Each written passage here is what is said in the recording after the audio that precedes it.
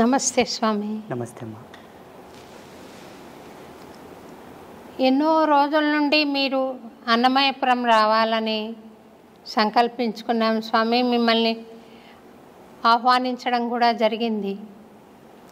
అదెందుకో ఈరోజు పరమ పవిత్రమైన శ్రావణ మాసంలో మీరు అమ్మవారి స్వరూపంగా దయచేశారు. చాలా సంతోషంగా ఉంది స్వామి. ఈ మీ రాకలో ఇంతకుముందు రాకపోవడానికి ఇప్పుడు రావడానికి ఏదైనా పరమార్థం ఉందా స్వామి? పరమార్థం భగవతేచ్ఛ. ఆ రోజు రావాలని మేము అన్ని ఏర్పాట్లు చేశాము స్వామి. చిన్న కారణం వలన ఆల్ ఇండియా సాధు సంత్ ప్రెస్ ఒకటి మహారాష్ట్రలో ఏర్పాటు చేశారు, ముంబైలో. స్వామి, ఆ మీటింగ్కి వెళ్ళాల్సి వచ్చింది. నేను అక్కడ వెళ్ళడం వల్ల ఇక్కడ రాలేకపోయాను. భగవత్ చింత ఆ రోజు రాలేకపోవడం, ఈరోజు రావడం, ఇది శ్రావణ మాసంలోనే చాలా పవిత్రమైన రోజు ఈరోజు. అది స్వామివారి యొక్క కృప, మనందరి యొక్క సుకృతంగా ఈరోజు ఇక్కడ వచ్చానన్నమాట. స్వామి, మీరు 12 ఏళ్ళు తపస్సు చేశారు అని విన్నాను స్వామి. ఎక్కడ చేశారు?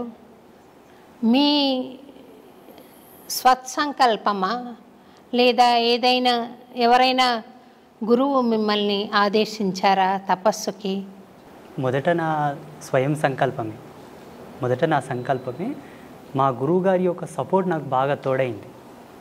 వారు నాకు ఇచ్చిన శక్తిపాత దీక్ష, మంత్రోపదేశ మహిమ, ఆ మంత్రం యొక్క జపశక్తి అనేది నన్ను సంకల్పము దృఢంగా నిలబడేటట్టుగా చేసి 2011లో మా ఆశ్రమానికి వచ్చి, బిజ్వార గ్రామానికి వచ్చి, అక్కడే సుస్థిరంగానే ఇన్నేళ్ళు తపస్సు చేస్తూ ఇప్పటికి కూడా అదే అనుష్ఠానంలోనే, అదే తపస్సులోనే ఉన్నాను.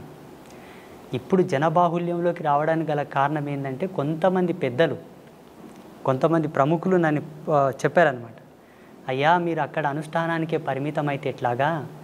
తిరగండి, జనాల లోపలికి తిరగండి, జ్ఞాన ప్రచారం చేయండి, ధర్మ ప్రచారం చేయండి అని. వాళ్ళు మహాత్ములే, చాలా గొప్ప గొప్ప వాళ్ళే నన్ను ప్రేరేపించారు. జేర్ స్వామి కూడా నన్ను ప్రేరేపించారు. చిలుకూరు బాలాజీ రంగరాజన్ స్వామీజీ కూడా నన్ను ప్రేరేపించారు. వాళ్ళ యొక్క ప్రేరణాత్మకంగానే జనబాహుల్యంలోకి రావడం జరిగింది. నాకు ఇక్కడ అంటే జనబాహుల్యంలోకి రావాలి, ఇలా మాట్లాడాలని ఇష్టం లేదు. ఎప్పటికీ వైరాగ్య చింతనలోనే, అజ్ఞాతంలోనే ఉండాలన్నదే నా సంకల్పం. ఇప్పటికీ కారులో కూర్చున్నానంటే అట్లాగే వెళ్ళిపోతాను మైకం లోపలికి. లొకేషన్ వచ్చింది, డ్రైవర్ లేపితే తప్ప లేవను. ఆ వైరాగ్య చింతన ఇంకా పోలేదు నా నుంచి. సుదీర్ఘంగా మా స్వగ్రామంలోనే అనుష్ఠానంలో ఉన్నాను నేను. మీ గురువుగారి పేరు చెప్తారా స్వామి ఒకసారి? తప్పకుండా. మనకందరికి సుపరిచితమైనటువంటి పండరిపుర క్షేత్రం, సంత్ రాజారాం కైకాడి మహారాజ్. పండరిపురంలోనే ఒక ప్రసిద్ధమైనటువంటి పీఠం వాళ్ళది ఉన్నది. అవును స్వామి. చాలా గొప్ప పరంపర వాళ్ళది. వాళ్ళు అవధూతలు. మా గురువుగారు అవధూత. వారి చేతనే దీక్షాగ్రహణము, మంత్రోపదేశ సంస్కారం అంతయు వారి చేతనే అయింది నాకు. స్వామి, నేను ఈ ప్రశ్న అడగచ్చో లేదు, మీరు అవధూత స్థాయికి చేరుకున్నారు అనుకుంటున్నాను. చాలా సంతోషం. అవధూత స్థాయికి చేరుకున్నాక ఈ దేశంలో ఇంత అశాంతి, ఇంత హింస, ఇంత రాజకీయము, కుటిల నీతి నడుస్తుంది కదా స్వామి. అందుకు మీ బోటి మహానుభావులు చేస్తున్న ప్రయత్నం ఏంటో ఒకసారి సెలవిస్తారు స్వామి. ప్రపంచంలో జరుగుతున్న అనేక దుర్మార్గములకు, అనేక దుశ్చర్యలకు గల కారణం ఒకటే. మనిషి ధర్మ పరివర్తనంలో లేడు. ఎప్పుడైతే ధర్మంలో ఉంటాడో, ఆచార ధర్మాన్ని కట్టుబడి ఉంటాడో, ఈ ఆకృత్యాలు జరగవు. ఇది మనకు ధర్మసింధువులో ఋషులు ఆనాడే రాసి ఉంచారు. ఈ ధర్మాన్ని గనక జీవుడు తప్పితే ఎన్ని అఘాయిత్యాలు జరుగుతాయి సమాజంలో, ఎన్ని ఆకృత్యాలు ప్రేరేపితం అవుతాయని ఋషులు ఆనాడే ఉద్ఘాటించి మనకు రాసి ఇచ్చారు. అలా కొన్ని శాస్త్ర నిఘంటువుల యొక్క పరిశోధన చేసినప్పటికీ మాకున్న స్వీయ అనుభవంతో కూడా ఈ ఆకృత్యాలు చూడాల్సి వస్తుందే అని ప్రతిరోజు మదనపడిపోతుంటాం మేము. వీటిని అరికట్టడానికి, వీటిని నివారించడానికే సమాజంలోకి రావడం, అవగాహన సదస్సులు ఏర్పాటు చేయడం, ఈ సోషల్ మీడియా మాధ్యమంగా కూడా మాకు తోచినటువంటి జగన్మాత ఇచ్చిన జ్ఞానం చేత అందరినీ జ్ఞాన మార్గంలోకి తీసుకురావడం, ఇవన్నీ జరుగుతూ ఉన్నాయి. మా సంకల్పం ఒకటే, ధర్మం నిలబడాలి, సత్యమే సమాజంలో ప్రజ్వరిల్లాలి, ప్రతి ఒక్కరి యొక్క ఆభరణం కావాలి, కంఠాభరణం ఎలా ఉంటుందో అలా ఆభరణం కావాలి, అందరూ శాంతి కాముకులై సస్యశ్యామలంగా జీవించాలన్నది మా సంకల్పం. ప్రతిరోజు జపము అయిపోయిన తర్వాత అంగన్యాస కరన్యాసములన్నీ అయిపోయి ఉపాసన బలం అంతా అయిపోయిన తర్వాత మంత్రక్షితలు అదే దిశగా వదులుతాను నేను. అమ్మా జగజ్జనని, ఈ సమాజంలో సుస్థిరమైనటువంటి శాంతిని నెలకొల్పమ్మా, నా బోటి వాళ్ళు చేసేటటువంటి ఈ యొక్క సంకల్ప శక్తి సత్యమైతే అది నెరవేరుగాక అని అమ్మకు ఆదేశం ఇస్తాను ప్రతిరోజు. ఆ అమ్మ యొక్క ఆశీర్వాదం, భగవత్ సంకల్పం, భగవంతుడు తలంచిన ఎడల అది ఎంత పని. మేము ఉడతా భక్తిగా ప్రతిరోజు అదే సంకల్పం చేస్తూ ఉంటాం. యజ్ఞం చేసినా, అర్చన చేసినా, భగవత్ కైంకర్యం ఏమి చేసినా కూడా ఉత్తర సంకల్పం అదే. స్వామి, అంబత్రయి క్షేత్రము నేను కూడా దర్శించుకున్నాను. మీరు చక్కటి ఆశీర్వాదం ఇచ్చి పంపించారు. ఆ క్షేత్రం నెలకొల్పాలని మీకు సంకల్పం ఎలా వచ్చింది? 2010వ సంవత్సరం లోపల తీవ్రమైన వైరాగ్యం లోపల అజ్ఞాతంలో ఉన్నాను. అప్పుడు జగదంబ యొక్క ప్రేరణ మేరకు ఒక దర్శనం వచ్చింది నాకు. ఒక స్పృహణ కలిగింది, ఒక ప్రేరణ. ఆ ప్రేరణ ఏంటని 3 రోజులు మదనపడ్డాను నేను. ఏంటి నాకు ఈ దర్శనం వచ్చింది, ఏంటి దీని విశ్లేషణ ఏంటని. ఒక మహనీయుని ఆశ్రయిస్తే ఆయనతో చర్చ జరిపాను నేను. అయ్యా, నేను జపంలో కూర్చున్నప్పుడు నాకు ఇలా కళలు వస్తున్నాయండి, అందరికి అర్థం కావాలని కళలు వస్తున్నాయండి అని చెప్పాను. అవి కళలు కాదు నాయన, నువ్వు చేసే జపము యొక్క తార్కాణం, నిదర్శనపు సూత్రములు. అవి రావడానికి గల కారణం లోక కళ్యాణమే. నీ చేత ఇది జరగనున్నది అని వారు నాకు మొత్తం వివరించి చెప్పారు. నేనేం చేయగలను? నేను దేశంగాని దేశంలో ఉన్నాను, అనగా మహారాష్ట్రలో ఉన్నాను, కూలి పని చేసుకుంటూ ఉన్నాను. నేను ఏం చేయగలను? పొద్దునుంచి సాయంత్రం వరకు కష్టపడితే 100 రూపాయలు ఇస్తారు. ఈ నా జీవన భృతితో నేను ఏమి సాధించగలనని వారిని అడిగాను. ఉత్తర క్షణమే వారు నాకు ప్రేరణ ఇచ్చారు. మీ తల్లిదండ్రులతో నేను మాట్లాడతాను, నువ్వు ఇక్కడి నుంచి వెళ్ళిపో, మీ స్వగ్రామంలో నీ వల్ల జరిగే ఉన్నాయి, నువ్వు వెళ్ళిపో అని నన్ను ఆదేశించారు. అప్పటికి నేను కొంత డబ్బు తీసుకొని ఒక వ్యక్తి కిందకు పని చేయడానికి పోయాను. ఆయన నన్ను వదలరాయి. నా డబ్బు తీర్చే వరకు నువ్వు ఎలా పోతావని ఆయన అంటాడు. మా తల్లిదండ్రులు ఆయనను వేడుకొని నన్ను పంపించారు ఇక్కడ బిజ్వార గ్రామానికి. ఇక్కడ వచ్చి 6 నెలలు తపస్సు చేశాను. మళ్ళీ అనుష్ఠానమే. 2011వ సంవత్సరం లోపల ఇలా అమ్మవార్లను స్థాపించుకొని ఒక చిన్నపాటి కుటీరం ఏర్పాటు చేసుకొని అక్కడి నుంచి నీ అనుష్ఠానమును కొనసాగించు, అది జగత్ ప్రసిద్ధమవును అని చెప్పేసి ఒక ఆదేశం. ఇప్పటికీ ఈరోజు అన్నమాయపురానికి రావడానికి గల కారణం, ఆ రోజు నిన్ను ధ్యానామృతంలో కూర్చున్నప్పుడే వచ్చింది, నువ్వు ఈరోజు పోలేవు అని. వాస్తవంగా ఏదో ఒక ఫోన్ రావడం, నేను అక్కడ పోవడం, మిమ్మల్ని చాలా బాధ పెట్టాను. లేదు స్వామి, లేదు స్వామి, మీరు రావాలన్న ఒక తీవ్రమైన సంకల్పం తప్ప నాకు బాధ ఏం లేదు స్వామి. మీరు స్వామి రాలేదే, స్వామి రావాలి అని ఒక కోరిక తప్ప, ఒక ప్రార్థన తప్ప అన్యథా నేను భావించలేదు. మీ జ్ఞానం నాకు తెలుసు, మీ స్థాయి నాకు అంతో ఇంతో దర్శనం అవుతోంది స్వామి. మీ తపశ్శక్తి తెలుసు కాబట్టి మీ ఆశీర్వచనం కావాలన్న సంకల్పంతోనే మిమ్మల్ని ఆహ్వానించడం జరిగింది. నిన్న రాత్రి మీకు మెసేజ్ చేసిన ఉత్తర క్షణమే నేను అప్పటికే అనుష్ఠానంలో ఉన్నాను. మీకు ఒక మెసేజ్ చేసిన తర్వాత కూడా అమ్మతో కాస్త కళ్ళు మూసుకొని మా యొక్క సంభాషణ జరిగింది. మీరు అక్కడికి వెళ్ళడానికి గల బలమైన కారణం ఒకటి ఉన్నది. భగవంతుడు అన్ని విధాలా ఒకరిని పరిపూర్ణుడు చేయడానికి కొన్ని సంకల్పాలు ఇస్తాడు. ఆ సంకల్పానికి నాందియే మీరు అన్నమయపురం వెళ్ళడం నాన్న, నువ్వు వెళ్ళాలి అని చెప్పారు. అక్కడ స్టార్ట్ అయిన ప్రయాణం ఇక్కడనే ఆగింది. సంతోషం స్వామి. అమ్మవారు మీకు ఇక్కడికి రావడానికి మీకు పర్మిషన్ ఇవ్వడానికి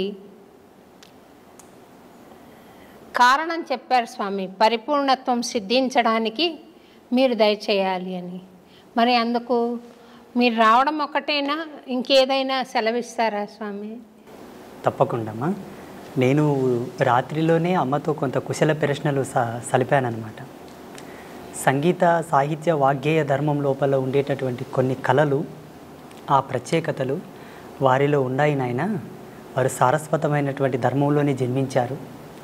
వారి యొక్క అనుగ్రహ ప్రేరణాత్మకమై మీరు వెళుతున్నట్టే నువ్వు వెళ్ళటం లేదు, నీ వెంబడే ఛాయారూపకంగా నేను వస్తున్నాను. ఆ ఆదర్శ దంపతులను పావనం గల చేసి నా మాటగా వాళ్ళకి ఆశీర్వచనం మొసంగిరండి అని చెప్పారు కాబట్టి నేను వచ్చాను. ఒక దూతగా, సంతోషం, ఆ ముగ్గురమ్మల యొక్క దూతగా వచ్చాను. సంతోషం. తప్పకుండా మీరిద్దరు దంపతులు అనుగ్రహిస్తారు, భగవత్ కృప పొందినట్లే లెక్క. మీరు అన్నారు స్వామి మీరు అవధూత తత్వంలో ఉన్నానన్నారు, అది మీ మనస్సు. ఆ తత్వంలో నేనుంటే ఆ జగదంబ మిమ్మల్ని తప్పకుండా పావనం చేస్తుంది. స్వామి ముగ్గురమ్మలు అంటున్నారు కదా స్వామి, లక్ష్మి, పార్వతి, సరస్వతి అమ్మవారు ముగ్గురు శక్తుల్ని ఏకం చేసి అక్కడ ప్రతిష్ట చేశారు కదా స్వామి. మీరు అక్కడ నీటితో దీపం వెలిగించినట్టు నేను చూశాను స్వామి. అది ఎన్ని సంవత్సరాల క్రితం వెలిగించారు, ఇప్పుడు ఇంకా వెలుగుతోంది. అది ఒకసారి ప్రేక్షకులకు కూడా మీరు తెలియజేస్తే బాగుంటుందేమో. 2011వ సంవత్సరంలోనే కార్తీక శుద్ధ పౌర్ణమి రోజు జగదంబల యొక్క ప్రతిష్ట అయ్యింది. కార్తీక శుద్ధ పౌర్ణమి రోజు జగదంబల ప్రతిష్ట అయిన ఉత్తర క్షణమే జ్యోతి ప్రజ్వలన జరగాలి. సూర్యకిరణాల చేత, అగ్ని లేకుండా, కృత్రిమమైనటువంటి అగ్నిని రాల్జించకుండా సహజ సిద్ధమైన సత్యాగ్నితోటి వెలిగించాలని సూర్యకిరణాలతో వెలిగించాం. 2011వ సంవత్సరం నుంచి ఇప్పటి వరకు నిరంతరాయంగా వెలుగుతూనే ఉన్నాయి. 13 సంవత్సరాలు స్వామి. మనిషి సాధన ద్వారా పరమాత్మతో సత్సంబంధం ఏర్పరచుకోవడం మానవ జీవన పరమావధిగా చెప్తారు కదా స్వామి. మనుష్యాణం సహస్రేషు కశ్చిద్యతతి సిద్ధయే యతతామపి సిద్ధానాం కశ్చిన్మాం వేత్తి తత్వతః. అంటే 1000 మందిలో ఒకడు, కొంతమంది ప్రయత్నిస్తారు, 1000 మంది ప్రయత్నిస్తారు, అందులో ఏ ఒక్కడో ఇద్దరో కృతకృత్యులు అవుతారంటారు. మిగిలిన వాళ్ళు జన్మలు ఎత్తుతూనే ఉండాలా స్వామి? తప్పకుండా ఎత్తాలి. అంటే జన్మ యొక్క పరిపూర్ణమైన లక్ష్యం ఏమిటి అంటే, ఏ తత్వం నుంచి అయితే నువ్వు జాలువారి ఈ భువికి పరిచయం అయ్యావో అదే తత్వం లోపల ఐక్యమైపోవడమే. ఐక్యమైపోవడానికి గల ఉత్తమమైనటువంటి సోపాన మార్గమే ఈ సాధన క్రమము, ఆధ్యాత్మికమైనటువంటి దర్పణం. ఈ ధార్మిక చింతననే దానికి సోపానమైనటువంటి మార్గం. ఇందులో ప్రథమ భూమిక ధార్మిక నిబంధనలలో ఏముంటుందంటే అహింస, శాంతి, నిత్యం పవిత్రత, సర్వమంగళ్యవర్ధమైనటువంటి జీవన విధానం ఇందులో ఉంటుంది. అందుకే ధార్మికతతోనే పరమాత్మను చేరుకోవడం సులభము, క్షేమకరము, అన్నిటికీ సయోగ్యమైనటువంటి మార్గమని మనకు ఉద్ఘాటించి చెప్పారు ఋషి పరంపరలు. అన్యమైన మార్గముల వెంబడ కూడా అవలంబింపవచ్చునేమో, బహుదుర్లభం, బహు కాఠిన్యము. అందుకు గల ప్రామాణికమైనటువంటి సూత్రము లేదు. ధార్మికంగా భగవద్చింతనతో పరమాత్మతో ఐక్యమవ్వచ్చు, మన ముక్తిని, మోక్షాన్ని పొందవచ్చు అని అనేకులు నిరూపించి చూపించారు మానవాళికి. కొంతమంది మరణం పాలవుతున్నారు, కొంతమంది మృత్యును జయించి మీ బోటి మహానుభావులు బ్రతికుండంగానే పరమాత్మను దర్శిస్తున్నారు. మరణం తర్వాత ఏం జరుగుతుంది అన్నది మీరు ఇదమిత్తంగా చూడగలిగారా స్వామి? అది ఒకసారి సెలవిస్తారా? ప్రపంచంలో ప్రతి ఒక్కరూ మరణాన్ని బహు దుర్లభం, చాలా బాధాకరము, అదొక చెడ్డగా భావిస్తారు. చనిపోవడం అంటే ఒక చెడు, ఒక కీడుగా భావిస్తారు. మా ఉద్దేశం ప్రకారంగా, మేము పొందిన అనుభూతి ప్రకారంగా మరణాన్ని మించిన సుఖము, సంతోషం వేరొకటి లేదనుకుంటాను. శాశ్వతానందం అది పొందగలిగితే, ఆ ఓటి మరణాన్ని పొందగలిగితే, దుర్మరణమునకు, దుర్గతితో మరణించిన మరణానికి శాంతి లేదు. అది యాతన, బహు దుర్లభము, బహు కాఠిన్యమైనటువంటి యాతన. అది తగదు జీవుడికి. జీవుడికి ఎప్పుడే కానీ ఇచ్ఛామరణ సంసిద్ధి కలిగినా, భగవత్ ప్రేరణతో మరణ సంసిద్ధి కలిగినా అందుకు మించిన శాంతి వేరొకటి లేదు. అలా చనిపోవడానికి కూడా మన ధర్మం లోపల చాలామంది ప్రాకులాడారు. అందరికీ సుపరిచితులైనటువంటి భీష్మ పితామహ, వారికి మరణం వారి ఇచ్ఛా ప్రేరణతోనే కలిగినది. దక్షిణాయనం వీడి ఉత్తరాయణ పుణ్యకాలం ప్రవేశించే వరకు వారు మరణాన్ని స్వీకరించలేదు. మరణంలో కూడా ఒక ఆనందాన్ని వెతికారు వాళ్ళు. మరణంలో కూడా ఒక ప్రాముఖ్యతను వెతికారు వాళ్ళు. అలా చాలామంది మహితాత్ములు, గొప్ప గొప్ప వాళ్ళు మనకు మరణం గురించి ఎన్నో నిదర్శనాలు ఇచ్చారు. ఈనాడు ప్రజాలోకమంతా కూడా మరణం అంటే భయపడతారు. మరణాన్ని గురించి భయపడవలదు, మరణాన్ని గురించి చింతించవలదు. నీవు ఎంత భయపడినా, ఎంత చింతన చేసినా ఈశ్వర ప్రమాణమే జనన మరణములు. ఎలా మరణిస్తున్నావన్న దశని గురించే మనం ప్రాకులాడాలి. అన్ని ధర్మాలకు కట్టుబడి, అన్ని ఆచార ధర్మాలకు నువ్వు కట్టుదిట్టమై ఉండి నడిస్తే తప్పకుండా సహజమైన మరణం, శాంతి మరణం, ఇచ్ఛామరణమే సంభవిస్తుంది. జీవుడు కాళ్ళు చేతులు గట్టి ఉండగా తనదైన విద్వత్తును, విజ్ఞానాన్ని కోల్పోయి ధర్మాన్ని విస్మరించి నడిచిన నాడు అకాల మృత్యువులే సంభవిస్తాయి. మరణం శాంతంగా, హాయిగా, ఆస్వాదించడానికి అలవు కానంత అద్భుతంగా ఉంటుంది. మేము ఆస్వాదించాము దాన్ని. జీవుడు మరణించిన తర్వాత ఏమవుతాడంటే, జీవించి ఉండగా తాను చేసినటువంటి ధర్మాన్ని అనుసరించి ధర్మమా అధర్మమా, ఆయన జీవన ప్రయాణం అంతయు కూడా భగవత్ సంకల్పానికి దగ్గరగా ఉన్నదా, దూరంగా ఉన్నదా, ఈ యొక్క బేరీజును పట్టుకొని ఆయన మరణించిన తర్వాత యాతనా శరీరంతో ఉండాలా, లేకపోతే సుఖశాంతులతో ఉండే శరీరంతో ఉండాలనేది డిసైడ్ అవుతుంది. భగవంతుని నమ్ముకొని, భగవంతుని యొక్క సేవ చేసుకొని, భగవత్ తత్పరతతో జీవించిన వాళ్ళు ఎవరు కూడా యాతన అనుభవించలేదు. భావి తరాలలో అనుభవించబోరు, ఇక ముందు ఎవరు కూడా అనుభవించలేదు. ఎవరైతే భగవంతును దూషిస్తున్నారో, హరిభక్తులను, శివభక్తులను, దైవీ తత్పర సంపన్నులను దూషిస్తున్నారో వారికి తప్పకుండా మరణానంతరం బహు దుర్లభమైనటువంటి యాతన ఉంటుంది. ఈరోజు ఏదో కొంచెం చదువుకోగానే, అంత తెలివి రాగానే దేవుడు లేడు, ఇవన్నీ మూఢనమ్మకాలు, చాదస్వం, వీటిని నమ్మకూడదు, వీటి వల్ల టైంపాస్ అంటున్నారు చూసారా, వారందరికీ కూడా మరణం తర్వాత అది వర్ణించశక్యం కానటువంటి సందర్భం అన్నమాట. మనిషి శరీరం భౌతికంగా మనం చూస్తున్నాం కదా స్వామి, అందులో మళ్ళీ ఒక సూక్ష్మ శరీరం ఉంటుంది, ఒక కారణ శరీరం ఉంటుంది, ఒక మహాకారణ శరీరం ఉంటుంది అని చెప్తారు కదా. ఆ నాలుగింటిని విడివిడిగా చూడడానికి సాధ్యపడుతుందా స్వామి?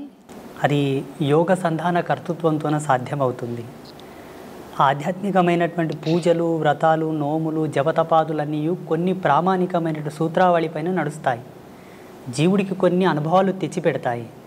మీరు అనుకున్నటువంటి అనుభవాన్ని తార్కికంగా, సాదృశ్యంగా చూడాలనుకుంటే యోగ మూలాలను అవలంబించాల్సి ఉంటుంది. ఇప్పుడు హిమాలయస్లో చాలామంది యోగులు ఉన్నారు. వాళ్ళు మీరు చెప్పినటువంటి ఈ అవస్థలు ఏవైతే ఉన్నాయో ప్రతిరోజు లైవ్లో చూస్తారు. వాళ్ళు సూక్ష్మ, భౌతిక, ఆది భౌతిక, ఆది దైవిక, ఈ 4 అవస్థలను వాళ్ళు సశరీరంగా లైవ్లో ఎప్పటికప్పుడు వాళ్ళు సవరించుకొని చూస్తూ ఉంటారు. వాటికి యోగ మూలాలు అవసరం, కొంత కఠినాత్మకమైనటువంటి తపశ్చర్య కూడా అవసరం వాటి కోసం. ఆ రుచి, అనుభవం, ఆ ప్రేరణ ఉన్నవాళ్ళు చూశారు. తమరు చూస్తుంటారు కదా స్వామి. భగవతి ఇచ్చామ్మ, నాకు ఆశీర్వచనం ఇవ్వండి స్వామి. తప్పకుండా. ఒక రకమైన అనుభూతి కలుగుతోంది, కానీ ప్రామాణికంగా నేను దాని గురించి ఇతరులకు చెప్పలేను. నాకు స్వానుభవైక వేద్యంగా ఉంది. అదేంటో అర్థం కాని తనంలో నేను అనుభవిస్తున్నాను స్వామి. అంటే ఒక బస్సు వెళ్తుంటే ఏ ఊరికి వెళ్తుందో తెలియకుండా ఎక్కి కూర్చుంటే ఆ ఊరు చేరుంటారు వాళ్ళు, కానీ అదేం ఊరు, ఎట్లా వెళ్ళాలి, మధ్యలో వచ్చే దారులేంటి, ఇవేం తెలియదు స్వామి. మీరు నాకేమైనా గైడెన్స్ ఇవ్వగలిగితే ధన్యురాలిని స్వామి. తప్పకుండా. ఇప్పుడు మీరుండేటటువంటి అవస్థ ఏదైతే ఉన్నదో, ఈ వయసుతో, ఈ స్థితితో, ఇది చిట్ట చివరి యొక్క దశకం మీది ఉన్నది స్వామి.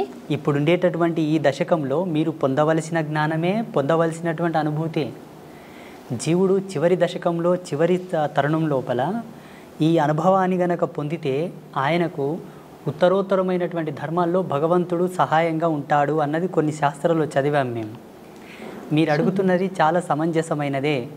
తప్పకుండా మీకు అది ప్రబోధం నేను చేస్తాను. నేను బెజవాడ కనకదుర్గమ్మ రాత్రిపూట రిక్షాలో కూర్చుని నగరమంతా చూస్తుంది. ఆ రిక్షావాడు తీసుకెళ్ళాడు. ఒకరి అనుభవాన్ని నేను వీడియో చూశాను స్వామి. అది ఎంత మాత్రం సత్యం అంటారు? అది వాస్తవమే. చాలామంది మన కంచి పరమాచార్య మహాస్వామి వారు కూడా అమ్మవారి గురించి ఎన్నో ప్రత్యక్షమైన సాక్ష్యాలు చెప్పారు. అలాగే చాలామంది జగద్గురువులు కూడా అమ్మవారి యొక్క లీలలు, అమ్మవారు ఒక భక్తుడి యొక్క కోరిక మేరకు రిక్షాలో కూర్చొని నగరమంతా తిరిగేసి మరి ఆ భక్తుడికి మోక్షం ఇచ్చింది, ఆయనను అనుగ్రహించింది అన్నమాట సత్యమే. ఈ అనుభవాన్ని చాలామంది జగద్గురువులు, గొప్ప గొప్ప పీఠాధిపతులు కూడా వర్ణించి ఉన్నారు. చాలామంది మహాత్ములు కూడా వారి సంభాషణలో వీటి ప్రస్తావన చెప్పారు. భక్తుల యొక్క ఉద్ధరణ కొరకు 10 మందికి సాక్ష్యం కావాలి కదమ్మా. ఇప్పుడు ఏదైనా ఒక ప్రత్యక్ష సాక్ష్యం ఉంటేనే నమ్మేటటువంటి జనాలు తయారైనరు. ఇప్పుడు ఈ మధ్యలో కూడా చాలామందికి స్వామీజీలు కూడా అమ్మవారితో చేసిన అనుభవాలు చెబుతూ ఉన్నారు. వారు అక్కడ వెళ్ళినప్పుడు అమ్మవారు వారికి ఇచ్చేటటువంటి దర్శనం, వారితో చెప్పేటటువంటి మాట తీరు అంతయు కూడా సామాన్య ప్రజలకు వర్ణిస్తూ ఉన్నారు, చెబుతూ ఉన్నారు. అది జరిగిన మాట వాస్తవమే, అది జరిగింది. కొన్ని సంవత్సరాల క్రితం నేను ఒక చిన్న వీడియో చూశాను స్వామి. మీరు చిలుకూరు బాలాజీ టెంపుల్కి వెళ్ళడం, అక్కడ రంగరాజన్ స్వామివారు మిమ్మల్ని భుజం మీద ఎక్కించుకుని గుళ్ళోకి వెళ్ళడం నేను చూశాను. అందులో ఏదైనా పరమార్థం ఉందంటారా స్వామి? సమాజంలో చాలామంది ఇప్పుడు అస్పృశ్యత గురించి చాలా కాంట్రవర్సీ చేస్తూ ఉన్నారు. బ్రాహ్మణులు ఈ సబ్బండ వర్ణాల వాళ్ళని, దళితులను పట్టి పీడించారు, సనాతన ధర్మానికి దూరం చేశారు, ఈ ధర్మం పట్ల వాళ్ళకి ఏ హక్కు లేకుండా వాళ్ళని వెలివేశారు అని చాలామంది కాంట్రవర్సీ చేస్తున్నారు. శ్రీమాన్ రంగరాజన్ వారు అది ఒక సవాల్గా తీసుకున్నారు. పెద్ద డిబేట్ జరిగింది వారిపైన, అంటే బ్రాహ్మణ పెద్దల పైన పెద్ద డిబేట్ జరిగింది. అట్లేం లేదండి, మా బ్రాహ్మణ సమాజంలో కూడా ఈ ఎవరైతే నిమ్న వర్గాల వాళ్ళు ఉన్నారో వాళ్ళని హక్కున చేర్చుకున్న మహనీయులు చాలామంది ఉన్నారు. 2700 సంవత్సరాల క్రితం శ్రీరంగ క్షేత్రంలో జరిగినటువంటి ఒక అద్భుతమైన ఘట్టాన్ని వారు వివరించారు. అక్కడ ఉండేటటువంటి కొంతమంది పెద్దలు ఎప్పుడో జరిగింది చెబుతావేంటయ్యా, ఇప్పుడు ఏమైనా చేసేవాళ్ళు ఉన్నారా, ఇప్పుడు ఏమైనా చేరదీసేవాళ్ళు ఉన్నారని ప్రశ్నించారు. అయ్యో ఎందుకు, నేనున్నాను కదా, నేను చేస్తానని వారు ముందుకొచ్చారు. అక్కడ 2700 సంవత్సరాల క్రితము జరిగినటువంటి అద్భుతమైన ఘట్టాన్ని పునరావిష్కృతం చేస్తూ శ్రీమాన్ రంగరాజన్ గారు జియాగూడ రంగనాథ స్వామి దేవాలయం లోపల వారు చాలా వరకు శోధించారట. ఆ రోజు లోకసారంగముని తిరుప్పాణ ఆల్వార్ అని ఒక ఆల్వారుని భుజాల మీద ఎత్తుకున్నాడు. తిరుప్పాణ ఆల్వార్ లాంటి ఒక ఈ నిమ్న వర్గాల్లో అంతటి పరమభక్తుడు ఎవరున్నారు అని బాగా రీసెర్చ్ చేశారు. ఎవరో ఒక భక్తుడు నా గురించి వారికి చెప్పారు, అయా ఒక ఆయన ఉన్నాడు, ఫలానా విజవార గ్రామంలో, వయసు చిన్నదే, తన వరకు తను ఒక చిన్న కుటీరం ఏర్పాటు చేసుకొని రోజు తపస్సు పూజలు చేస్తూ ఉంటాడు, మీరేమన్నా వారిని సంప్రదించండి అంటే వారు నాకు ఫోన్ చేశారు. నేను ఇట్లా రంగరాజన్ పంతుల్ని మాట్లాడుతున్నాను, మీరు ఒకసారి హైదరాబాద్ రావాల్సి ఉంటుంది, పలానా కార్యక్రమం చేస్తున్నాము అన్నారు. నాకు దాని గురించి ఏం తెలియదు. అయ్యో తప్పకుండా వస్తానండి అన్నాను. అప్పటికి నేను ముంబైలో ఉన్నాను, మా గురువుగారి పీఠంలో ఉన్నాను. ఆ ప్రోగ్రామింగ్కి సరిగ్గా అదే రోజు సికింద్రాబాద్ రైల్వే స్టేషన్లో ట్రైన్ దిగి అటు నుండి సీదా జియాగూడ రంగనాథ స్వామి దేవాలయానికి వెళ్ళాను.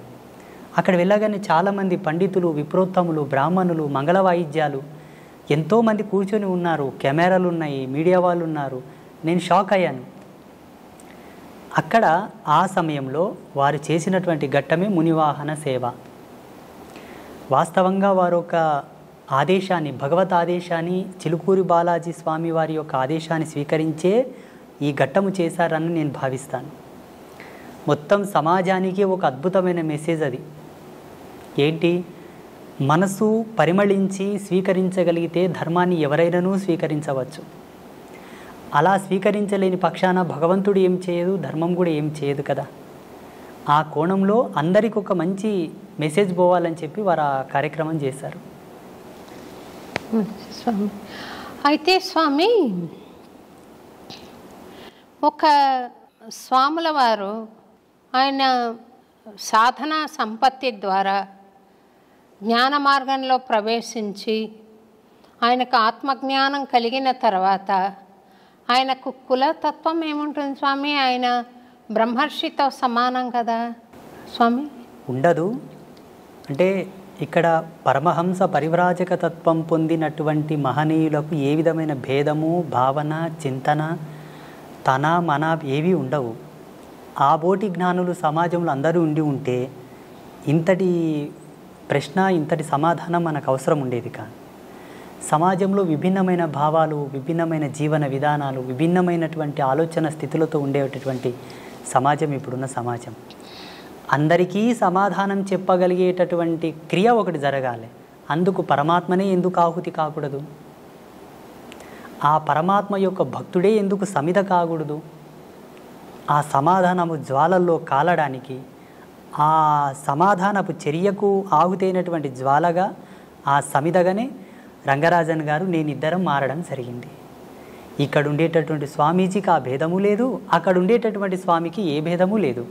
కానీ సమాజంలో ఎవరికి కూడా సందేహం లేకుండా, ఏ ఒక్కరికి, పండితు నుంచి పామరుని వరకు అందరికీ సమానమైనటువంటి ఒక సమాధాన ప్రేరేపకమే ఆ మునివాహన సేవ. నాలో వాళ్ళు కులము చూడలేదు, నాలో వాళ్ళు వర్గభేదము చూడలేదు. సమాజంలో ఎక్కడి నుంచి అని తీసుకున్నావు అన్న ప్రశ్న వస్తుంది. ఆనాడు తిరుప్పాణాళ్వారు పుట్టినటువంటి కమ్యూనిటీ ఏమిటి? ఈనాడు నువ్వు పునరావృతం చేస్తున్నటువంటి కమ్యూనిటీ వాళ్ళు ఎవరు? ఆయన భాగవతుడా, భక్తుడా, భగవంతుడా, స్వామీజీయా, సన్యాసియా పక్కన పెడితే వర్గీకరణ ప్రకారంగా దృశ్యంతో చూసేవాళ్ళు ఉన్నారు ఇప్పుడు సామాన్యులు. వారి కోరకై నన్ను ఎంచుకొని నన్ను వారు ఆ కార్యక్రమంలో స్వామివారే ముందుకు తెచ్చారు. మీరన్న భావనతో ఎక్కడ కూడా భేదం అక్కడ లేదు, నాలో లేదు, వారిలో లేదు. జనాలలో కోసం, జనబాహుల్యంలో అది ఒక మంచి నిర్దేశకం కావాలి కాబట్టి వారు తీసుకోవడం జరిగింది. అంటే ఆదిశంకరాచార్యుల వారు మహాజ్ఞాన సంపన్నులైనా కూడా ఈ చిన్న భేదభావం వారిలో ఇంకా ఉందని సాక్షాత్తు ఆదిశంకరాచార్యుల వారే ఒక చండాలుడి వేషంలో వచ్చి అడ్డొస్తే తొలగమన్నారని. దేన్ని తొలగమంటావు? శరీరాన్ని తొలగమంటావా? ఆత్మను తొలగమంటావా? శరీరం నశ్వరం, ఆత్మ అనశ్వరం కదా, మరి దేన్ని తొలగమంటావు అని పవిత్రమైన ఆత్మన ఈ దాన్ని భరిస్తున్న శరీరాన్ని అని అడిగాడని చెప్తారు కదా స్వామి, అది సత్యమేనా? సత్యమే. ఇలా శంకరాచార్యుల వారి జీవితంలో ఎన్నో సాక్ష్యాలు ఉన్నాయి. మనకు సినిమాల మాధ్యమంగా గ్రాంధికంగా ఈ ఒక ఉదాహరణ ప్రాచుర్యంలో ఉన్నది. ఇలా వారి అనుభవంలో చాలా ఉదాహరణలు ఉన్నాయి శంకరాచార్యుల వారి జీవితంలో. అది ఒకటే కాక అటు ముందు కూడా కొన్ని సంఘటనలు వాళ్ళు ఎదుర్కోవడం జరిగింది. ఇప్పటికీ ఎందరో మహనీయులు ఇటువంటి సన్నివేశాలు చూసి ఉన్నారు. రామానుజుల వారి జీవితంలో కూడా ఒక ఘట్టం జరిగింది. రామానుజుల వారి జీవితంలో, మధ్వాచార్యుల వారి జీవితంలో మహనీయులకందరికీ కూడా ఎక్కడో ఒక్క మూలన జ్ఞానపు అంకురము వెలిగించడానికి, పరమాత్మనే తట్టి లేపడానికి కొన్ని సంఘటనలు జరిపించాడు. ఆ చిద్విలాస స్వరూపుని యొక్క లీలలవి, ఆ పరాత్పరుని యొక్క లీలలవి.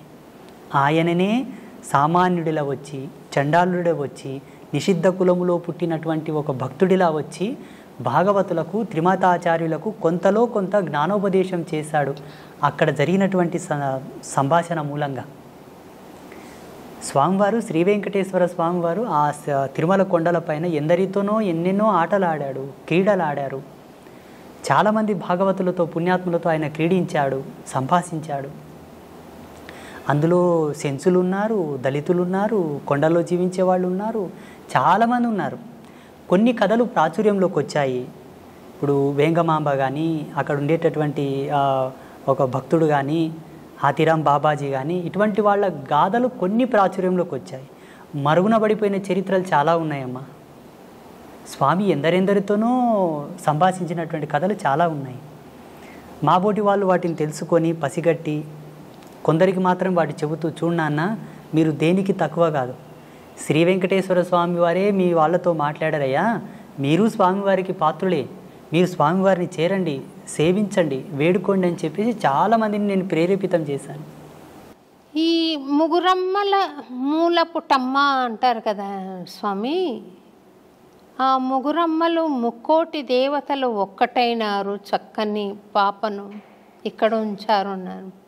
ఈ అమ్మలంతా కలిసి అక్కడ ఉన్నారు అని ఒక భక్తుడి భావన. మీరు వెంకటేశ్వర స్వామిలో అమ్మను దర్శించుంటారు కదా స్వామి, అమ్మలో కూడా వెంకటేశ్వర స్వామి కనపడుతూ ఉండాలి కదా. ఈ అభేదత్వం ఉన్నప్పుడు మా దేవుడు గొప్ప మీ దేవుడు గొప్ప అనుకోవడం మూర్ఖత్వం అవుతుందేమో కదా స్వామి. భగవంతుణ్ణి ఎప్పుడైతే భేదంతో చూసావో జీవుడు ఇంకా పరిపూర్ణుడు కాలేదు అని లెక్క. అది సాంప్రదాయికంగా అవనివ్వండి, పీఠ పరంపరానుగతంగా అవనివ్వండి, జీవుడు తరించుటకు పలు మార్గాలున్నాయే తప్పిస్తే ఉత్తమమైనటువంటి స్థితి చేరడానికి ఉన్నది ఒకటే, పరమాత్మ. ఆ పరమాత్మకు ఏ విధమైనటువంటి రూపభేదము లేదు, లింగభేదము లేదు, వర్గభేదము లేదు, ఏ విధమైన సాంప్రదాయమైనటువంటి భేదము లేదు. జీవుడు తనకు విజ్ఞాన విద్వత్వ ఆవిష్కరణ చెంది తాను కొన్నింటిని పరిగణలోకి తీసుకున్న తర్వాత కొన్ని కట్టుదిట్టమైన ఆచారాలను ఏర్పాటు చేసుకున్నాడు. వారి యొక్క ఆశ్రమ ధర్మాలు, పీఠ పరంపరానుగతంగా వచ్చేటటువంటి సూత్రాలను పట్టుకున్నారు. భగవంతునికి అవి ఎన్నడి కూడా చెల్లవు. నేను స్వామివారిలో అమ్మని చూస్తాను, అమ్మలో స్వామివారిని చూస్తాను, స్వామివారిలో శివతత్వం చూస్తాను, శివతత్వంలో స్వామితత్వం చూస్తాను, భక్తుడిలో భగవంతుని చూస్తాను, భగవంతునిలో భక్తిని చూస్తాను, ఉపాధి యోగ ధర్మాన్ని అనుసరించి. అట్టి జ్ఞానాన్ని పొందిన వాళ్ళు ఎవరు కూడా ఎరుక దృష్టితో చూసేవాళ్ళు ఎవరు కూడా భేదం చూపరు. నేను శ్రీ వెంకటేశ్వర క్షేత్రానికి ఎప్పుడు వెళ్ళినా అక్కడ పరమాత్మను దర్శించేటప్పుడు నా అంతరాత్మలో జగదంబనే ఉంటుంది, సాదృశ్యంగా స్వామి ఉంటాడు. నేను మా పిల్లలకు, మా శిష్యులకు అందరికీ ప్రబోధం చేశాను. ఆ జగజ్జనని జగన్మాత ఆ లలితా పరమేశ్వరే నాకు గోచరించింది నాయన అని చెప్తూ ఉంటాను నేను. ఒక్క త్రుటి కాలమునందు మరి యథాతథంగా స్వామివారే గోచరిస్తారు. అది నా గురి, నా యొక్క తాపసికమైన గురి ప్రతిరూపకంగా అక్కడ అమ్మను దర్శిస్తాను నేను. సంతోషం స్వామి. స్వామి, కొంతమంది మహాభక్తులయ్యుండి కూడా సాధన ఎంతో జరిగినా కూడా వారు కొన్ని దశల్లో కొన్ని విపత్తులను అనుభవిస్తూ ఉంటారు. అది వాళ్ళు ఇది వద్దనుకున్నా కూడా అది పోయే స్థితి ఉండదు. ఒక పని చేయాలనుకున్నా చేసే స్థితి ఉండదు. అదేమన్నా చేతబడా స్వామి? ఇక్కడ మనము భగవంతుడు వారిని విశేషంగా అనుగ్రహించబడ్డప్పుడు ఇటువంటి తుచ్చమైనటువంటి ప్రయోగములు వాళ్ళ మీద జరగవు. ఉదాహరణకు ఈ దేశానికి ఒక హోమ్ మినిస్టర్ ఉంటాడు. దేశానికి home minister, central home minister. ఆ సెంట్రల్ హోమ్ మినిస్టర్కి పోలీసు బందోబస్తు కొదువ ఉంటుందా? మీరు చెప్పండి, ఉంటుందా? ఉండదు. భగవంతుడంటే అనిర్వచనీయమైనటువంటి శక్తి, దేని కొలతలతో కొలవలేనిది. తాంత్రిక విద్యలు, క్షుద్ర విద్యలకు కొలత ఉన్నది, లిమిట్ ఉన్నది.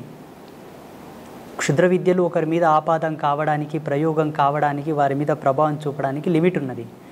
భగవత్ చైతన్యానికి లిమిట్ లేదు, కొలత లేదు, అపరిమితం, అది అనంతం, అవ్యాజ్యము. అట్టి కృపను పొందిన మన పైన అటువంటి ప్రయోగాలు జరగవు. అయితే కొంతమంది పుణ్యాత్ములు, పుణ్యచరితులు, గొప్ప గొప్ప భక్తులు కూడా కొంత సమయం వరకు కలిమాయలో పడవలసి వచ్చి కొన్ని తప్పులు చేశారు, కొన్నింటికి ప్రలోభపడ్డారు, స్త్రీ వ్యామోహితులయ్యారు, డబ్బుకు వ్యామోహితులయ్యారు, రాజకీయంగా వాళ్ళు కలిసి కొందరి చేత అవమానాలు పడ్డారు. చాలామంది గొప్ప గొప్ప పీఠాధిపతులు అనుకోండి, స్వామీజీలు అనుకోండి. వీటికి వారి యొక్క స్వయం జన్మకర్మ సంభవము. ఎవరు? ఆ స్వామీజీ యొక్క జన్మకర్మ సంభవం. యోగ తత్పర సంపన్నులో ఏముంటుందమ్మా అంటే, ఆశ్రమ ధర్మాన్ని స్వీకరించినప్పుడే తన జన్మను తాను పరిశుద్ధి గావించుకొని ఆశ్రమ ధర్మంలో అడుగుపెట్టాలి. సోకాల్డ్ స్వామీజీలు సెల్ఫ్గా క్రియేట్ చేసుకొని వచ్చే వాళ్ళందరూ కూడా అనుభవిస్తారు, తప్పదు. వాళ్ళు పాత్రను శుద్ధి చేసుకోకుండానే పక్వానికి ఉపక్రమిస్తారు. పాత్ర శుద్ధి ఎరగక ముందే పక్వం ఆరంభిస్తారు కాబట్టి తత్ఫలితం వాళ్ళు అనుభవిస్తున్నారు. కానీ వాస్తవంగా ఆధ్యాత్మిక సూత్రావళి ప్రకారంగా ఏ ఆశ్రమ ధర్మంలో నువ్వు కాలు పెడుతున్నావో అడుగిడకన ముందే నీ జన్మ సుకృతం ఏమిటి, నీ జన్మకర్మ సంభవం ఏమిటి, ఎందుకై నీవు జన్మించితివి, అదంతా విశ్లేషణ చేసుకొని ఉత్తర జన్మలో ఉండేటటువంటి పాపములు నీ ఎందు ఏవైనా ఉన్నా వాటిని ప్రక్షాళన చేసుకొని శుద్ధుడవైన తర్వాతే భగవంతుని ఆశ్రయించవలే. అలా చేసుకొని వాళ్ళకి అది ఆపాదమై వేధిస్తూ ఉంటాయి. ఆ కర్మ, ఆ పాపం యొక్క ప్రేరేపకమే వాళ్ళని తప్పు చేయడానికి ప్రేరేపిస్తూ ఉంటాయి. చాలామంది గొప్ప గొప్ప వాళ్ళ జీవితాల్లో ఇది నిరూపణ అయింది. ఆ ప్రభావం వాళ్ళ మీద ఉండిపోతుంది. భౌతికమైన శరీరం లేకుండా మరి అది సూక్ష్మ శరీరం అనాలా, ప్రేతాత్మ అనాలా, దయ్యాలని మామూలు మాటల్లో అంటారు, దేవతలు కూడా కావచ్చు, ఉంటారా స్వామి అట్లా? ఉన్నారు. దైవం ప్రత్యక్షమైనటువంటి దర్శనం. ఈ భూతాలు, ప్రేతాలు, దయ్యాలు ప్రత్యక్షంగా మనకు కనబడవు. భగవంతుడు దర్శనమిస్తాడు కానీ వాళ్ళు మనకు దర్శనం అవ్వరు. ఆ దుష్టశక్తిని పసిగట్టి పట్టుకోవాలంటే అంతకు సమానమైనటువంటి దైవశక్తి కలిగి ఉండాలి. ఆ ప్రేరణాత్మకమైనటువంటి శక్తి ఉంటే మనం భూతాలను, ప్రేతాలను పట్టుకోవచ్చు, చూడవచ్చు కూడా. ఇవన్నీ కూడా ఉన్నాయి సమాజంలో. లేవు అనడానికి ఆస్కారం లేదు, ఉన్నాయి అనడానికి ప్రమాణాలు ఉన్నాయి. ఆ ప్రమాణాలు వేటిపైన ఆపాదం అవుతున్నాయో మేము నిరూపించగలం. లేవు అనడానికి ప్రమాణాలు లేవు, ఉన్నాయి అనడానికి ప్రమాణాలు ఉన్నాయి. మీరు చూసారా స్వామి దయ్యాలను? అమ్మా నారాయణ, చూశాను. అంటే ఎందుకు మీ వద్దకు రావడానికి కారణం ఏంటి స్వామి? వాళ్ళకు వాళ్ళకు ఉండేటటువంటి స్వయం కోరికలు కొన్ని ఉంటాయి, స్వయం ప్రేరణలు కొన్ని ఉంటాయి. ఎంతకు విమోచనం కలగక వచ్చి ప్రాధేయపడ్డటువంటి సందర్భాలు చాలా ఉన్నాయి మాట. కొన్ని ఆత్మలు, మీరు పుణ్యాత్ములు అంటారు, తపస్వీకులు అంటారు, మీ యోగ మహిమతో మాకు విమోచనం కలిగించండి, మాకు శాంతిని ప్రసాదించండి, మా వారసులు మీ దర్శనార్థంపై వస్తున్నారు, వారికి మీరు చెప్పి మాకు సద్గతి కలిగేటట్టుగా చేయండి, ఎన్నాళ్ళంటూ మేము ఈ యాతన శరీరంతో ఉండగలము అని చెప్పి మాకు గోచరించిన వాళ్ళు ఉన్నారు, గోచరిస్తున్నారు కూడా ఇప్పటికీ. మీకు అంటే కాంతి రూపంలో కనపడతారా, లేకుంటే భౌతిక శరీరం కూడా కనపడుతుందా స్వామి వాళ్ళది? పంచభూతాల్లో ఆత్మగా మారిన వారికి ఒకే భూత ప్రభావం ఉంటుంది, వాయు ప్రేరేపకం మాత్రమే ఉంటుంది. వాయు ప్రేరేపకంగానే ఉంటారు. సశరీరంగా సజీవంగా లైవ్లో ఉండడానికి పంచభూతముల యొక్క సమ్మిశ్రితంగా మనం ప్రత్యక్ష వీక్షణం చేస్తాం అందరం. ఆత్మని చూడాలంటే 4 భూతములు విడిపోతాయి. అగ్నితత్వం, భువితత్వం, జలతత్వం, ఆకాశతత్వం విడిపోతాయి. వాయుతత్వం మాత్రమే ఆత్మగా నిలబడిపోతుంది. మనం ఏ ఆత్మను దర్శించాలన్నా వాయు ప్రేరేపకంగానే చూడవలే, సంభాషించవలే. ఇక్కడ మీరు దయ్యాలు, భూతాలు, ప్రేతాలు మీకు కనబడతాయా గురూజీ అని అడిగారు కదా. పంచభూతాల మీద అంతో కొరతో కాస్తో కొరతో జ్ఞానం ఉండి పట్టు ఉన్న వాళ్ళకే వాటిని పట్టుకోవడానికి ఒక విఘ్నత ఉంటుంది, లేకపోతే ఉండదు. అంటే వాటి అనుభూతి కలుగుతుందా, లేకపోతే చర్మచక్షులతో చూడగలుగుతామా? చర్మచక్షులతో చూడొచ్చు, అనుభవైకంగా తీసుకునే వాళ్ళు కొంతమంది ఉంటారు.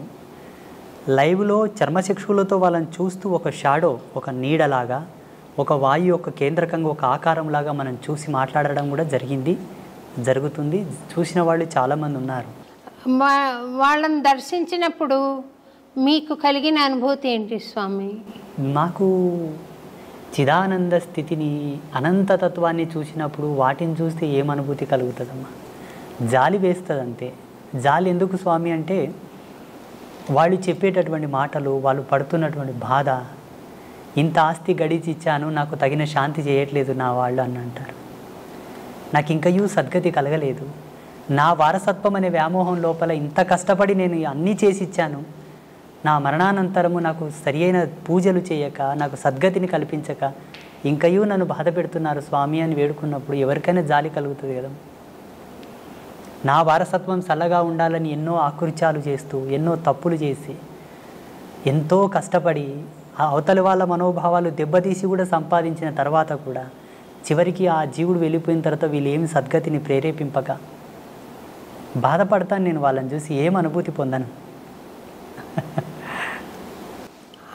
మీరు వాళ్లకు సద్గతి కలిగించారా స్వామి, లేకుంటే ఇంకా ఉన్నారా మీతోటి? అంబాత్రయ క్షేత్రంలో లెక్క పెట్టలేదు కానీ అమ్మా, ఇప్పటికి శ్రీపీఠంలో గోమాతకు చాలా ఉత్తమమైనటువంటి తంతులతోటి మేము పితృదేవతలకు శాంతి చేస్తాం. మీరు ఇదొక్కటి పట్టుకోవాలి. ఇక్కడ ఉండేటటువంటి భారతదేశంలో ఏ క్షేత్రంలో కూడా అట్లా గోమాతకు పూజా కైంకర్యములు జరగవు. అది జగదంబ యొక్క ప్రేరణని అమ్మ నాకు ఇచ్చిన దర్శనమే. చూడు నాయన, నీ చెంతకు వచ్చి వారికి ఈ విధంగా గోమాతకు కైంకర్యములు జరిపి వారి పితృదేవతల శాంతిని కోరితే ఉత్తర క్షణమే శాంతిస్తారు, వాళ్ళ సంసారంలో ఎన్నో మార్పులు వస్తాయి, వాళ్ళు సుఖ సంతోషాలతో జీవిస్తారు అని. అలా మన పీఠంలో ప్రతి మంగళవారం, శుక్రవారం, పౌర్ణమి, అమావాస్యకు చాలామంది చేస్తూ ఉంటారు. వాళ్ళకి సద్గతి కలుగుతుంది స్వామి. మీరు దయ్యాలకే సద్గతి కలిగించినప్పుడు నేనేదో భక్తిగా ఉన్నాను కదా స్వామి, నాకు ఆశీర్వచనం ఇవ్వండి, ప్రసాదించండి. తప్పకుండా. అంటే మీకు ప్రత్యేకంగా నేను ఇవ్వవలసిందైతే ఏమీ లేదు, ఒక్కటి ఇవ్వగలను, ఒకటి మాత్రం ఇవ్వగలను. చెప్పండి. ఆ పరమేశ్వర యొక్క ఆశీర్వాదంతో, భగవంతుని కృపతోటి ఆల్రెడీ మీరు ఈశ్వర ప్రీతిని పొంది ఉన్నారు, భగవత్ కృపను పొంది ఉన్నారు, మీరు ఉత్తమమైనటువంటి ధర్మంలోనే ఉన్నారు, ఇందులో ఏ సందేహం లేదు. అంటే ఇంతకుముందే మనం కాఫీ తాగాం చిన్నగా, కాఫీ తాగిన తర్వాత కూడా దాని రుచిని కోరుతున్నట్టు ఉన్నది మీరు. మీరు కోరకనే కోరి ఉన్నారు, కోరినను దాన్ని కోరనట్లుగానే భావించి మీరు కోరినటువంటి దాన్ని ప్రసాదించడానికి నేను అనుగ్రహిస్తాను. ఈ కెమెరా ముందు వద్దు, అందరు పట్టుకుంటారు మళ్ళీ దాన్ని. అమ్మా స్వామి, అన్నమాచార్యుల వారు 32,000 కీర్తనలు స్వామి మీద రాసిన మహానుభావుడు స్వామి. ఆయనకు 16వ ఏట స్వామి దర్శనమైంది. అప్పుడు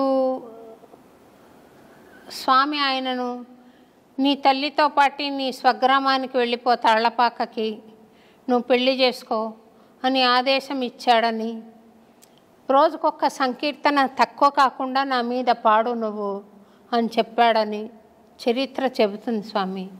ఆ దర్శనం భౌతికంగా అన్నమాచార్యుల వారు చూసారా, లేక జ్ఞాన జ్యోతి స్వరూపమా, ఎటువంటిది స్వామి? నేను సీరియల్ ఒకటి 6 ఎపిసోడ్లు తీశాను స్వామి. సాక్షాత్తు వెంకటేశ్వర స్వామి వచ్చినట్టుగానే చూపించాలి ఇంకా ప్రేక్షకులకి, కానీ ఎటువంటి స్వరూపం అది? ఇట్లా నడుచుకుని వచ్చి ఇలాగే నిలబడ్డా, లేకుంటే కాంతి నిలబడిందా? ఈయన చూసి ఆనంద పరవశం అయ్యాడు కదా, ఏమిటి ఆ తత్వం అని అనుకుంటున్నాను స్వామి. భగవత్ అంశతో పుట్టిన వాళ్ళు, కారణజన్ములు ప్రత్యక్షంగా మనం ఎలా ఉన్నామో అలాగనే భగవంతుడు దర్శిస్తారు. అది కారణజన్ములకు మాత్రమే సాధ్యం, మిగతా ఎవరికి సాధ్యం కాదు.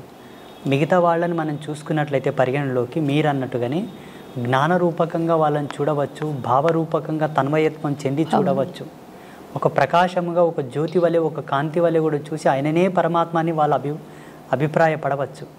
మీరన్నటువంటి అన్నమాచార్యులు ఎవరైతే ఉన్నారో, త్యాగరాజస్వామి, అన్నమాచార్యులు, కాళిదాసు లాంటి వాళ్ళందరూ భగవంతుని చక్షువులతో చూశారు, మాంసనేత్రంలో ముద్దతోనే చూశారు.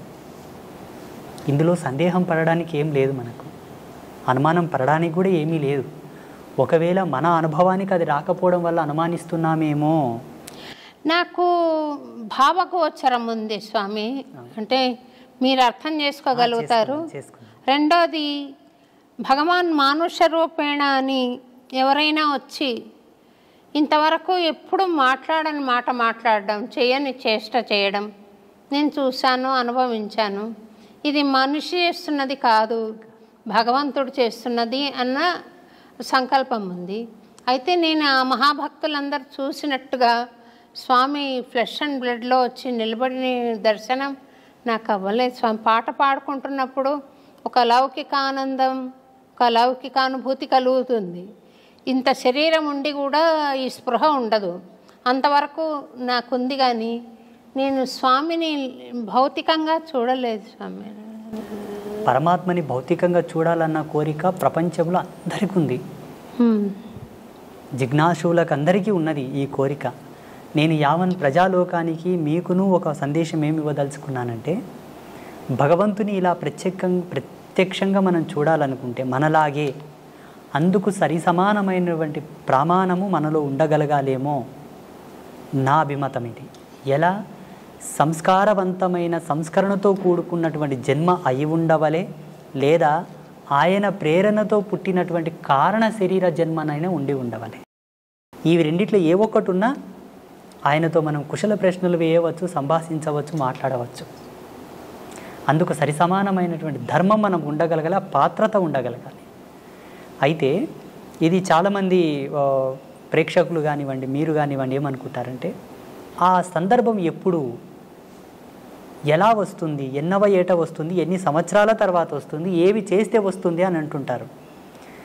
నేను నమ్మిన ధర్మం ప్రకారంగా, జగదంబ నాకు ఇచ్చిన జ్ఞానం ప్రకారంగా, ఎన్నో విద్యలతో, మంత్రతంత్రాలతో, యోగమూలాలతో, ఎన్నింటితో వేదాధ్యయన సంధానముతోటి కనుక మనం చేరలేము, ఒకదానితో చేరవచ్చు.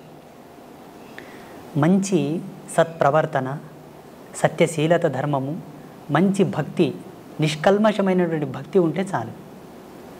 అది అన్నమాచార్యుల వారి యొక్క మనసులో ఉన్నది కాబట్టి భగవంతుడు వచ్చి మాట్లాడాడు. ఏ విధముగానంటే, దగదగ మెరిసే కనకమును పక్కన పెట్టిన అయస్కాంతం ఇనుమును మాత్రమే పట్టుకుంటుంది, కనకమును పట్టుకోదు. ఎందుకు పట్టుకోదు? బంగారు స్వభావం. బంగారు దేదీప్యమానంగా వెలుగుతూ ఉన్న ఏ ప్రకాశం లేని ఇనుమును మాత్రమే అయస్కాంతం పట్టుకుంటుంది, కనకమును పట్టుకోదు. ఎందుకు పట్టుకోదు? మన రాజసము, మన దర్పణము, మన మేడలు, మన బంగ్లా, మన కార్లు, మన బ్యాక్గ్రౌండ్ అంతా కూడా అక్కడ అయస్కాంతం కనకమును పట్టుకున్నట్లనే మనల్ని భగవంతుడు పట్టుకోడు. కాంతి లేకున్నను గుణధర్మాన్ని బట్టి అయస్కాంతం ఇనుమును పట్టుకున్నట్లనే భక్తుడి యొక్క చిత్తశుద్ధిని, స్వామి భక్తిని, సత్యనీరతిని, ఆయన సత్యశీలతను పట్టుకొని భగవంతుడు దిగివచ్చి వాళ్ళతో మాట్లాడతాడు, కౌగిలించుకుంటాడు. పండరిపుర క్షేత్రంలో సతీ సక్కుబాయి, తుకారం, నామ్దేవ్, ఏక్నాథ్ వీళ్ళందరూ కూడా భగవంతునితో కూర్చొని మాట్లాడారు. ఆయనకు గోరుముద్దలు తినిపించారు పాండురంగానికి. అక్కడ సజీవ సాక్ష్యాలు ఉన్నాయి పండరిపుర క్షేత్రంలో ఇప్పటికీ. నాకు ఆ యోగం ఉందా స్వామి? పరమేశ్వరి ఇచ్చా. ఈ కెమెరాల ముందు అవి మనం చెప్పకూడదు. నేను చెబుతాను మీకు ఆ యోగం ప్రసాదించుటకు, మీరు చూసుటకు గల భాగ్యం ఏంటన్నది ఇది ఆఫ్ అయిన తర్వాత చెప్తాను. నాకు ఇంతవరకు అయితే ఆ స్వామి నా తండ్రి కొడుకుగా భావించుకుంటాను. మనకు గీతాచార్యుడు ఒక ప్రమాణం ఇచ్చాడు.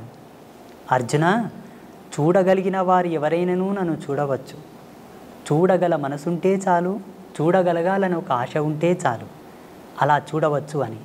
అప్పుడు ధృతరాష్ట్ర మహారాజు ఒక మాట అన్నాడు, ప్రభు నాకు చూసుటకు యోగ్యత లేదు, నేను అందుడను, నాకు చూపించండి తండ్రి అంటే తన శక్తిని ధృతరాష్ట్రునికి ఇచ్చి పరమాత్మ దర్శనం చేయించాడా లేదా? మీరు కోరుతున్నది ఒక ధర్మమే. ఇచ్చు యోగ్యులు ఎవరున్నానో మీకు ఆ ప్రసాదం ఇవ్వగలరు, ఆ దర్శనం చేయించగలరు. మీ అనుభవంలో అది చూసి ప్రజాలోకానికి మీరు మెసేజ్ ఇవ్వండి. ఫలానా శ్రీ శ్రీ శ్రీ ఆదిత్య పరాశ్రీ స్వామి నా జీవితంలో నేను కోరగా భగవంతుని నాకు దర్శనం గావించాడు అని మీరు సెలవియ్యండి. తప్పకుండా చెప్తాను స్వామి. ఇన్ని కెమెరా సాక్షిగానే ఇన్ని మంచి మంచి విషయాలు తెలుపుతున్నారు కదా స్వామి, తెలియజేస్తున్నారు. నేను చెప్పేది అవసరమా? వాళ్ళు నేను తెలుసుకుంటున్నానని చెప్పకనే తెలుసుకుంటున్నారు. కానీ నాకు దర్శనమైనప్పుడు మటుకు తప్పకుండా తెలియజేస్తాను స్వామి. నేను ఈ కెమెరా ఆఫ్ అవ్వగానే అందుకు సంబంధించిన మూలాలు నేను వివరిస్తాను మీకు. మీరు తప్పకుండా చేసుకుంటారు అన్న నమ్మకం నాకుంది. సంతోషం స్వామి. మీ లక్ష్యంగా అది మిగిలిపోయి ఉన్నది. స్వామివారు మమ్మల్ని ఇక్కడ పిలిపించారని నేను భావిస్తున్నాను. సంతోషం స్వామి. ఈ ఏమాత్రము భయము భక్తి లేకుండా నాకు ఇక్కడ కన్నా అక్కడ డబ్బు ఎక్కువ వస్తుంది, అక్కడ కన్నా అక్కడ డబ్బు ఎక్కువ వస్తుందని కొంతమంది స్వామి సేవకులు ప్రవర్తిస్తూ ఉంటారు స్వామి. నాకు ఒక స్టూడెంట్ ఆ అమ్మాయి అడిగింది, స్వామిని చూసి భయపడలేదా స్వామి మేడం వాళ్ళు అని. ఎందుచేతనని ఇట్లా భగవంతుడు ఒక వ్యాపార వస్తువు అయిపోయినాడు? ఎందుచేత? వాడి సంకల్పం ఉంటే అది జరగదు కదా స్వామి. ఇట్లా ఎందుకు? అలాంటి వాళ్ళ పూజలు ఎందుకు? అలాంటి వాళ్ళ అర్చనలు ఎందుకు ఆయనకు? ఆయన అనుకుంటే మంచి వాళ్ళని ఏర్పాటు చేసుకోలేరా? తిరుపతిలో ఏవేవో జరుగుతున్నాయని ఒక వినికిడి, ఎందుకు అలా జరిపించుకుంటున్నాడు? ఆయన జగజ్జనకుడు, యావత్ ప్రపంచానికి చక్రవర్తి, విశ్వానికి చక్రవర్తి. ఆయన అనుకుంటే చేయలేనిదేముంది స్వామి, ఎందుకు ఈ జగన్నాటకం ఆడుతున్నాడు, దీనికి ఏమైనా పరమార్థం ఉందా, ఈ సృష్టికి ఒక కారణం ఉందా, ఎందుకు ఇలా జగన్నాటకం సాగుతోందనే దానికి. సమస్త జీవరాశుల యొక్క దాహం తీర్చేది జలం, నీళ్లు. శుద్ధమైనటువంటి నీళ్లతో కూడుకున్న ఒక కొలను ఉన్నది. ఆ కొలనులో అందరూ దాహం తీర్చుకోవలసినని ఒక అవకాశం ఉన్నది. మిగతా జీవరాశులు, మానవాళి అంతా కూడా. అందులో బుద్ధిమంతులు తగినన్ని నీళ్లు తాగి పక్కకు వస్తారు. అజ్ఞానులు నీళ్లు తాగుటయే కాక కాళ్ళు చేతులు కడుక్కుంటారు. మూర్ఖులు కాళ్ళు చేతులు కడుక్కోవడం కాకుండా దాంట్లో ఈత కొడుతూ ఆ నీళ్లను ఒండ్రు చేసేసి ఎవరికి తాగకుండా పనికి రాకుండా చేసేస్తుంటారు. దానికి తగినటువంటి పరిణామం కూడా వాళ్ళు అనుభవించాలి, తప్పదు. ఇది జగత్ సత్యం. ఈ ప్రపంచంలో ఏ అవస్థతోనైనా దేనితోనైనా ఆడుకోనవచ్చును, ఏ బంధంతోనైనా ఆడుకోనవచ్చును, కానీ భగవద్బంధంతో ఆడుకోకూడదు. భగవంతుడు ఆట కాదు, అనుభూతి. భగవంతుడు వ్యాపారం కాదు, పరమ భక్తి. అక్కడ వ్యాపారం మొదలైంది, ఆట మొదలైందంటే జీవితానికి వచ్చేటటువంటి అనర్థాన్ని కూడా అనుభవించాలి. జాగ్రత్త, ఇది సత్యం. ఆ మాత్రం విషయ జ్ఞానం లేకుండా ప్రవర్తిస్తున్నారంటే వారు కలియుగంలో ఉన్న రాక్షసులే, ఈ కలియుగంలో నడయాడుతున్న రాక్షసులు. భగవంతుడు దిగివచ్చి వాళ్ళకు జ్ఞానం చేసి వాళ్ళని సన్మార్గంలోకి తీసుకురావచ్చు కదా స్వామీజీ అని మీరు అనుకునవచ్చును. భగవంతుని శక్తిని ఈ పామరులతో తూలనాడబడదు. వాళ్ళకు జ్ఞానం కలిగించి వాళ్ళని యథాతథంలోకి తీసుకురావడానికి భాగవతులు ఉన్నారు. ఆయన సేవతో ఆయన నామాన్ని ప్రచారం చేస్తున్నట్టు పుణ్యాత్ములు ఉన్నారు. వాళ్ళు తీసుకురావాలి. వాళ్ళ చేత కాని సందర్భంలో అప్పుడు భగవంతుడు తిరిగి వస్తాడు.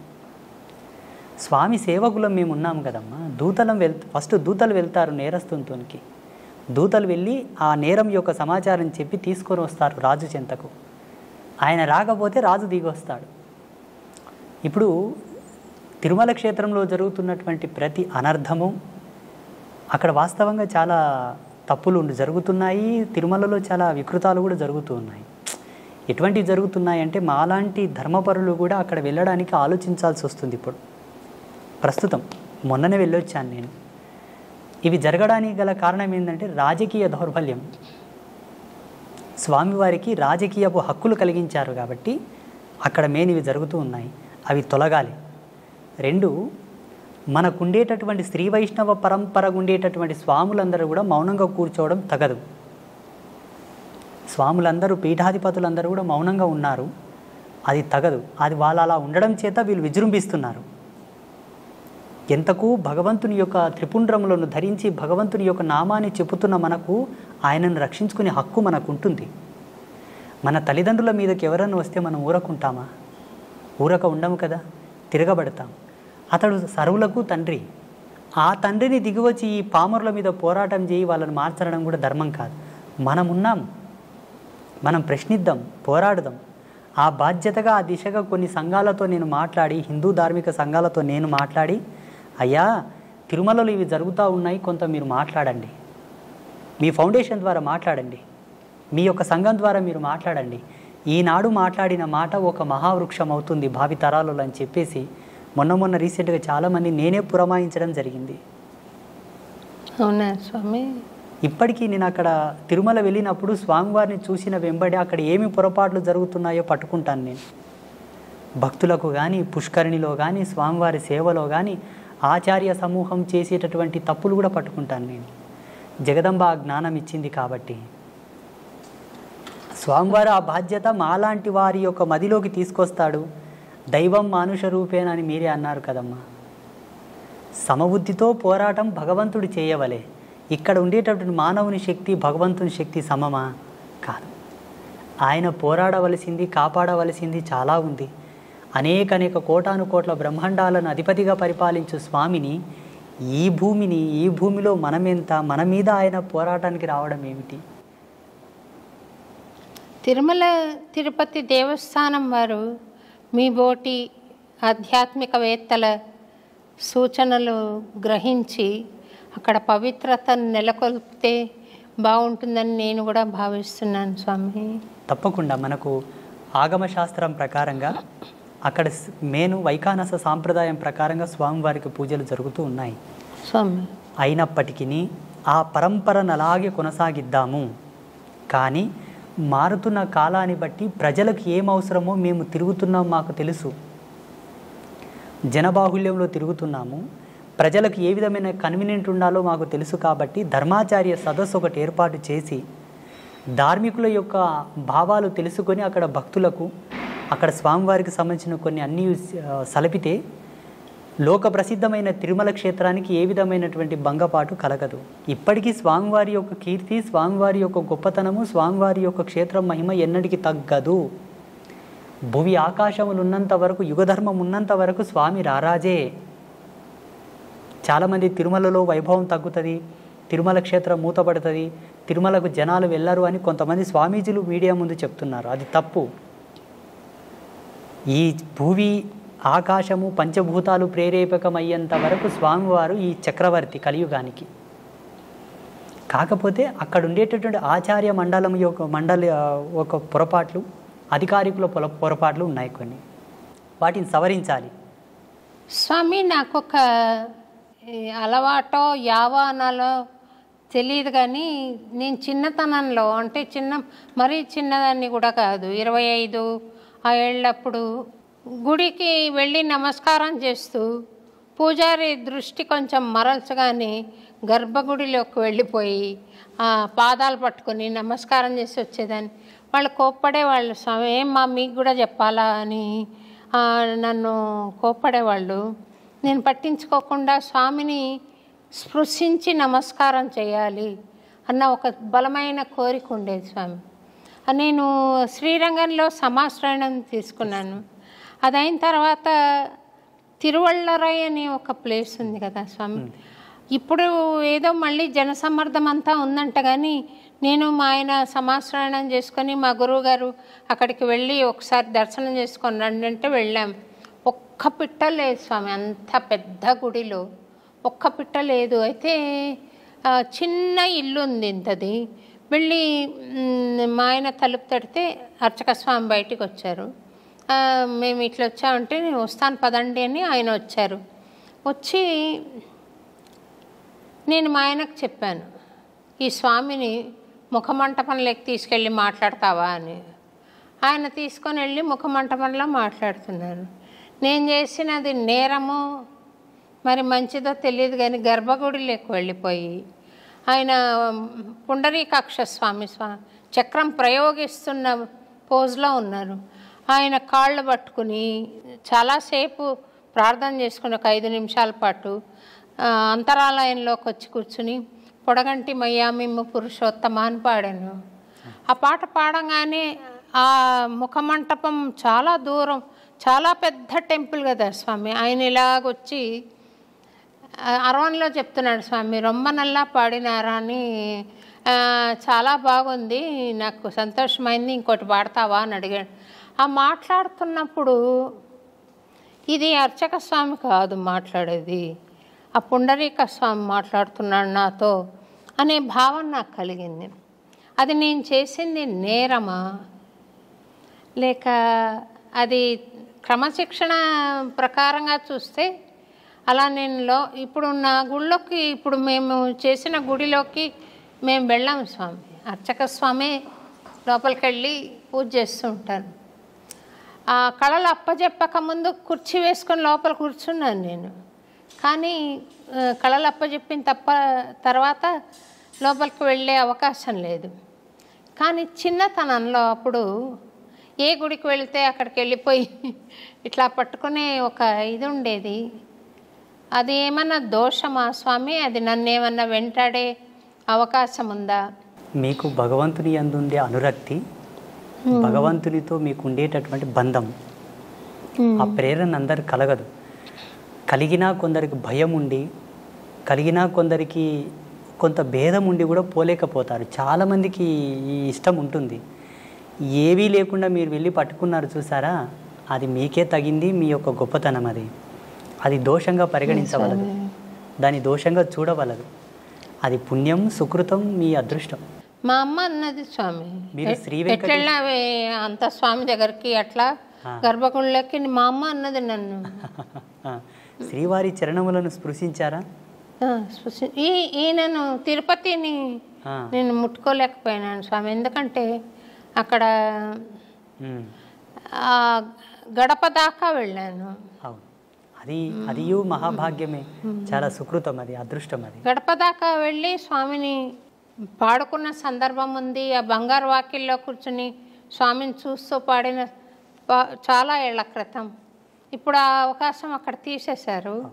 తర్వాత గర్భగుడి లోపలికి వెళ్ళలేదు, కానీ అంచులలో నిలబడి స్వామిని దర్శించిన అవకాశం, మహద్భాగ్యం ఉంది స్వామి. మీరు ఒక్క మాటలో చెప్పాలంటే విశేషించి మీరు కారణ జన్ములే స్వామి.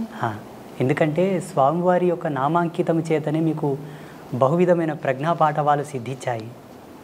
సమాజంలో మీకు గుర్తింపు ఉన్నది కూడా స్వామివారి యొక్క నామాంకితం చేతనే. అన్నమాచార్యుల వారి యొక్క సంకీర్తనలను ఇప్పటికీ డాక్టర్ శోభారాజు గారే ఒక అంబాసిడర్గా ఉన్నారు అంటే ఆ క్రెడిట్ మీకే దక్కింది కదా స్వామి. సంతోషం. ఇప్పుడు ఎవరిని గొప్ప గొప్ప వాళ్ళని ఎవరిని అడిగినా సోషల్ మీడియా మాధ్యమంగా కూడా మిమ్మల్ని చూడాలనుకున్నప్పుడు స్వామివారి సంకీర్తనతోనే చూడాల్సి వస్తుంది. అది మీ అదృష్టం అమ్మా, మీ సుకృతం. సంతోషం స్వామి. ఈ అన్నమాచార్య భావనావాహిని పక్షాన మేము తరగతులు నిర్వహించడం, కార్యక్రమాలు ఇవ్వడం, ఉపశమన సంకీర్తనం అని ఎవరన్నా బాధలో ఉంటే మా ఖర్చులతోటే వెళ్ళి పాడడం అక్కడ. తర్వాత సంకీర్తన ఔషధం అని ఇలాంటి కార్యక్రమాలు చేస్తూ వస్తున్నాం స్వామి. ఇంకేదైనా స్వామి నాకు చెప్పాలనుకున్నది, ఇది చెయ్యి అని చెప్పాలనుకున్నది ఏదైనా ఉందా స్వామి? ఒక చిన్నది మీకు బాధ్యతగా మిగిలిపోయి ఉన్నది, ఒక్క కార్యం మిగిలిపోయి ఉన్నది, అది మీకు సెలవిస్తాను నేను. స్వామివారి ప్రేరేపకముగా అన్నమాచార్యుల వారి యొక్క ఆదేశానుసారంగానే నేను మీకు ప్రబోధం చేస్తాను. అది మీరు చేయగలరు, ఇక్కడే చేయొచ్చు, ఇక్కడ చేస్తారు. అది త్వరలోనే జరిపించేద్దాము. నేను ఉంటాను, మీరు వస్తారా స్వామి? సంతోషం స్వామి. నేను సర్వదా మీకు విధేయుడనే. మీ భావానికి, మీ యొక్క గుణగణములకు నేను దగ్గరగానే ఉన్నాను. మీరు సంకీర్తనాలాపనతోటి భగవంతుని చేరుతున్నారు, మేము యోగ తపస్సుతోనే చేరుతున్నాము. మీదును మాదును ఒకే ప్రయాణమే. ప్రయాణంలో వాడుతున్న వాహనములు వేరు, ప్రయాణం ఒకటే. మీరొక వాహనంలో, మేము ఒక వాహనంలో వస్తున్నట్టు లెక్క. ఇద్దరి గమ్యం ఒకటే. మీకు చాలా దగ్గరగా ఉన్నాము. ఆ రోజు రాకపోవడానికి కారణం జగదంబ, ఈరోజు రావడానికి కారణం కూడా అమ్మ స్వామివారే. ఇక్కడ మీరు కొంత బాధపడి ఉన్నమాట నాకు అర్థమైంది. స్వామి ఎందుకు రాలేదు, గురువుగారు ఎందుకు రాలేదు అని మీరు కొంత మతన పడ్డమాట వాస్తవమే. నేను నిమిత్త మాత్రుని. ఇప్పటికీ నేను అంబాత్రయ క్షేత్రంలో మా శిష్య బృందానికి అంతా చెప్తుంటాను, నేను నిమిత్త మాత్రుని. నా ఫోటో ఎక్కడ ఫ్లెక్సీలో వేయకండి, ఎక్కడ కూడా నా గుర్తింపు రాకుండా చూడండి అంటాను. వాళ్ళు వినరు. వినకనే అక్కడక్కడ కొన్ని ఫ్లెక్సీలలో ఫోటోలు వేస్తారు. నేను ఆ ఫోటోను చూడను, తలదించుకుంటాను. నాకు స్వయం ప్రకటితం ఇష్టం ఉండదు. అదే తపస్సు తగ్గుతుంది, అక్కడ తపస్సు క్షీణం అవుతుంది. స్వయం ప్రకటితం తపక్షీణం. మేము ఎక్కువ అద్దంలో ముఖం కూడా చూడకూడదు. మా బ్రుక్టిని మేమే దర్శించిన ఎడల మా యోగ మహిమ తగ్గుతుంది. ఏదియూ అడిగి తీసుకోకూడదు, మా తపస్సు క్షీణం అవుతుంది. కోరడం మాకు ధర్మం లేదు, అడగడం మాకు హక్కు లేదు, మాకు మేముగా ప్రమోట్ అవ్వడం కూడా మాకు ఇష్టం లేదు, ఉండకూడదు. అది నిషిద్ధం. నిరాడంబర తత్వంతో ఉండిన ఎడల మేము అనుష్ఠానము చేయకపోయినా మా తపస్సు పెరుగుతూ ఉంటుంది, ఆటోమేటిక్గా అప్డేట్ అవుతూ ఉంటుంది. సంగీత క్యాసెట్స్ అని ఒక కంపెనీ ఉండేది స్వామి, దానికి నేను పాడేదాన్ని డివోషనల్స్. వాళ్ళు మీ పిక్చర్ ఇవ్వండి, ఇందులో వేస్తామన్నారు. నా పిక్చర్ వద్దు, అన్నమాచార్య బొమ్మ వేయండి అని చెప్పాను. అంటే అప్పటి నా ఆలోచన ప్రకారం అది చెప్పాను నేను. చెప్తే మీ మీద ప్రేమతో మేము అడగట్లేదమ్మా పిక్చర్ ఇవ్వమని, మాకు వ్యాపారం కావాలి, మాకు తప్పకుండా ఉంటే తప్ప ఫలానా సింగర్ అని మాకు ఉంటే తప్ప మాకు వ్యాపారం జరగదు అని అన్నారు. అయినా నేను ఆ క్యాసెట్ పిక్చర్ ఇవ్వకుండానే విడుదల చేశారు. తర్వాత వాళ్ళు పట్టుబట్టి అది వేశారు. కానీ నాకు వాళ్ళ ఆంతర్యంలో ఒక కారణం, ఒక హేతుబద్ధంగా ఉంది అని అనిపించినది ఏమంటే, ఇప్పుడు మీరు త్రికరణ శుద్ధిగా చేస్తున్న సేవ అంబత్రయి క్షేత్రంలో ఉత్తర వస్తారు స్వామి, తప్పకుండా వస్తారు. వాళ్ళు చెప్పుకున్నా మనకు నష్టం లేదు, మీ సంకల్పానికి నష్టం లేదు. ఈ క్షేత్రం మేమే పెట్టాము, స్వామికి జ్ఞానబోధన నేనే చేశాను అని చెప్పే వాళ్ళు కూడా వస్తారు, ఉంటారు కొంతమంది. అట్లా మీ క్షేత్రం గురించి నేను మాట్లాడటం భావ్యం కాదేమో కానీ ఉంటారు అలాంటి వాళ్ళు ప్రతి దగ్గర. అది అరికట్టడానికి ఈ సంస్థ ఫలానా వాళ్ళ ద్వారా, ఇప్పుడు రామకృష్ణ మిషన్ అంటారు, ఆయన రామకృష్ణ మిషన్కి ఆయన బొమ్మ వేసినా పేరు పెట్టినా ఆయనకు చెందదు. ఇప్పుడు అయినా కూడా పెడతారు, ఎందుకనంటే ఆ మహానుభావుడి ద్వారా సాగుతున్న ఆదిమూలం ఆయన అన్నట్టు సాగుతూ ఉంటుంది. అందుకని అయినా మీరు ఆ ఫ్లెక్సీల్ని మన్నించాలి అని నేను కోరుకుంటున్నాను స్వామి. అదే దశకంలో నడుస్తుంది. నేను ఇష్టపడకపోయినా వాళ్ళు మీరు అన్నట్టుగానే భావించి చేస్తున్నారు కార్యక్రమాలు. ఎక్కువగా ఎందుకో శ్రద్ధ కలగదు అందుపైన. అది మనసులో అంకురం నాటుకుపోయింది, జాడ్యం పట్టుకుంది, బాగా మక్కిలి పోదు, ఆ వైరాగ్య చింతనలు పోవు. వాళ్ళు ప్రేమతో ఏదైనా వండి తెచ్చినా తిన్నామన్నా ఆ నాలుక కోరదు. అలాగే కుక్కుకుంటాను, బలవంతంగా అన్ని 2 ముద్దలు తినేస్తాను. ఇప్పుడు నాది ఏం తప్పు లేదు, అందున్న జీవుడు అందుకు అలవాటు పడిపోయాడు. ఈ దేహాన్ని ధరించుకొని ఉన్న ఆ జీవుడు అందుకు అలవాటు పడిపోయాడు. అలా వారిస్తూ ఉంటాను వాళ్ళని. చూడండి, ఇది లోక కళ్యాణం కొరకు స్థాపితమైన క్షేత్రము, ఆడంబరాల కొరకు స్థాపన కాలేదు అని వాళ్ళని అట్లా వారిస్తూ ఉంటాను. ఎందుకంటే వాళ్ళలో కూడా జాగరూకత ఉండాలని, ఆ భద్రతా భావం ఉండాలని, ఎక్కడ కూడా ధర్మాన్ని తప్పొద్దు, ఇది ఆడంబర క్షేత్రంగా మనం క్రెడిట్ కావద్దు అన్న ఒక భావన. ఎద్దులను ఎప్పుడెప్పుడు అలిస్తూ నాగలి సాటికుండా పోయేటట్టు ఎలా అలిస్తాడో రైతు, అలాగనమాట. వేస్తారు వాళ్ళు, ఫోటో వేస్తారు. అంటే నాబోటి వాళ్ళకు కూడా వీడియో పైన చూడంగానే ఇది స్వామి వీడియో అని మీ పిక్చర్ ఉంటే త్వరగా తెలుస్తుంది స్వామి. వాస్తవంగా ఇప్పటి వరకు ఆ యూట్యూబ్ ఏంటి, దాంట్లో ఏం పెడుతున్నారు ఇంతవరకు నేను చూడలేదమ్మా, నాకేమీ తెలియదు. మంచి విషయాలు వచ్చాయి స్వామి, మీరు చెప్పడం మూలాన చాలా మంచి విషయాలు బయటికి వచ్చాయి. కొన్ని దుర్మార్గాలను కూడా మీరు నిరసించారు, ఇది కరెక్ట్ కాదని. అది చాలా బాగుంది స్వామి, ముక్కుసూటిగా చెప్పారు కొన్ని విషయాలు. బాగుంది స్వామి, యూట్యూబ్లో మీరు మాట్లాడిన విషయం చాలా బాగుంది. ఇప్పుడు ఆలయంలో పూజలు చేసే వాళ్లకు ఈ అర్హతలు ఉండాలి, ఈ భక్తి కంపల్సరీగా ఉన్నవాళ్లే చెయ్యాలి, ఈ నియమనిష్టలు ఉన్నవాళ్లే చెయ్యాలి అని ఉందా స్వామి, లేదా ఏదైనా ఒక వర్గం చేయొచ్చా? యోగ్యుడైన వాళ్ళు ఎవరైనాను చేయవచ్చు. ప్రధానమైన నియమాలు 3. వాళ్ళు త్రిమాకారములకు దూరంగా ఉండాలి, మద్యమాంసాదులు కంప్లీట్గా వధించి వేయాలి, విడిచిపెట్టాలి. ఒకవేళ గృహస్థుడైతే భార్య తప్ప అన్య స్త్రీలను గౌరవించడం వరకే కానీ ఎవరు ఆయనకు తగరు. ఈ 3 ప్రధానం. ఒకవేళ విప్రుడైతే, బ్రాహ్మణుడైతే, మంచి సద్గుణ సంజాత అయినటువంటి కులధర్మంలో పుట్టినవాడైతే ఆయన తప్పకుండా 2 పూటల అగ్నికార్యం చేయువాడై ఉండాలి. ఆచార ధర్మంలో కట్టుబడి నడుచుకునేవాడై ఉండాలి. ఆ మర్యాదను కాపాడేవాడై ఉండాలి. విప్రుడైతే నిమ్న వర్గాల వాళ్ళు ఎవరైనాను భగవత్ కైంకర్యము చేయవచ్చు, మద్యమాంసాదులు సేవించకూడదు, ఆచార ధర్మాన్ని కట్టుబడి ఉండాలి, సదాచారం పాటిస్తూ ఉండాలి, శాంత స్వభావి, ముక్కోపి అయి ఉండకూడదు, కోపం ఎప్పుడూ ఆయనకు తగదు. ఒక మాటలో చెప్పాలంటే హరిషవర్గంలోకి కొంత దూరంగానే ఉండాలి ఆయన. అప్పుడు భగవంతుని కాళ్ళు గడిగి ఆ తీర్థం 10 మందికి ఇచ్చిన శుభమవును. భగవంతునికి అంత హారతి ఇచ్చినా, ఎవరికైనా హారతి చూయించినా వాళ్ళకు జయమగును. భగవంతుని నామాను పలికి వాళ్ళని శుభమని దీవించిన వాక్కు ఫలించును. ఈ హరిషడ్ వర్గములను దగ్గర పెట్టుకొని త్రిమాకారములను నీ వంట పెట్టుకొని గనక దేవుని పాదాలు కడిగి వాళ్ళకి తీర్థం ఇస్తే వాళ్ళకు శుభమగునేమో భగవంతుని అనుగ్రహం చేత.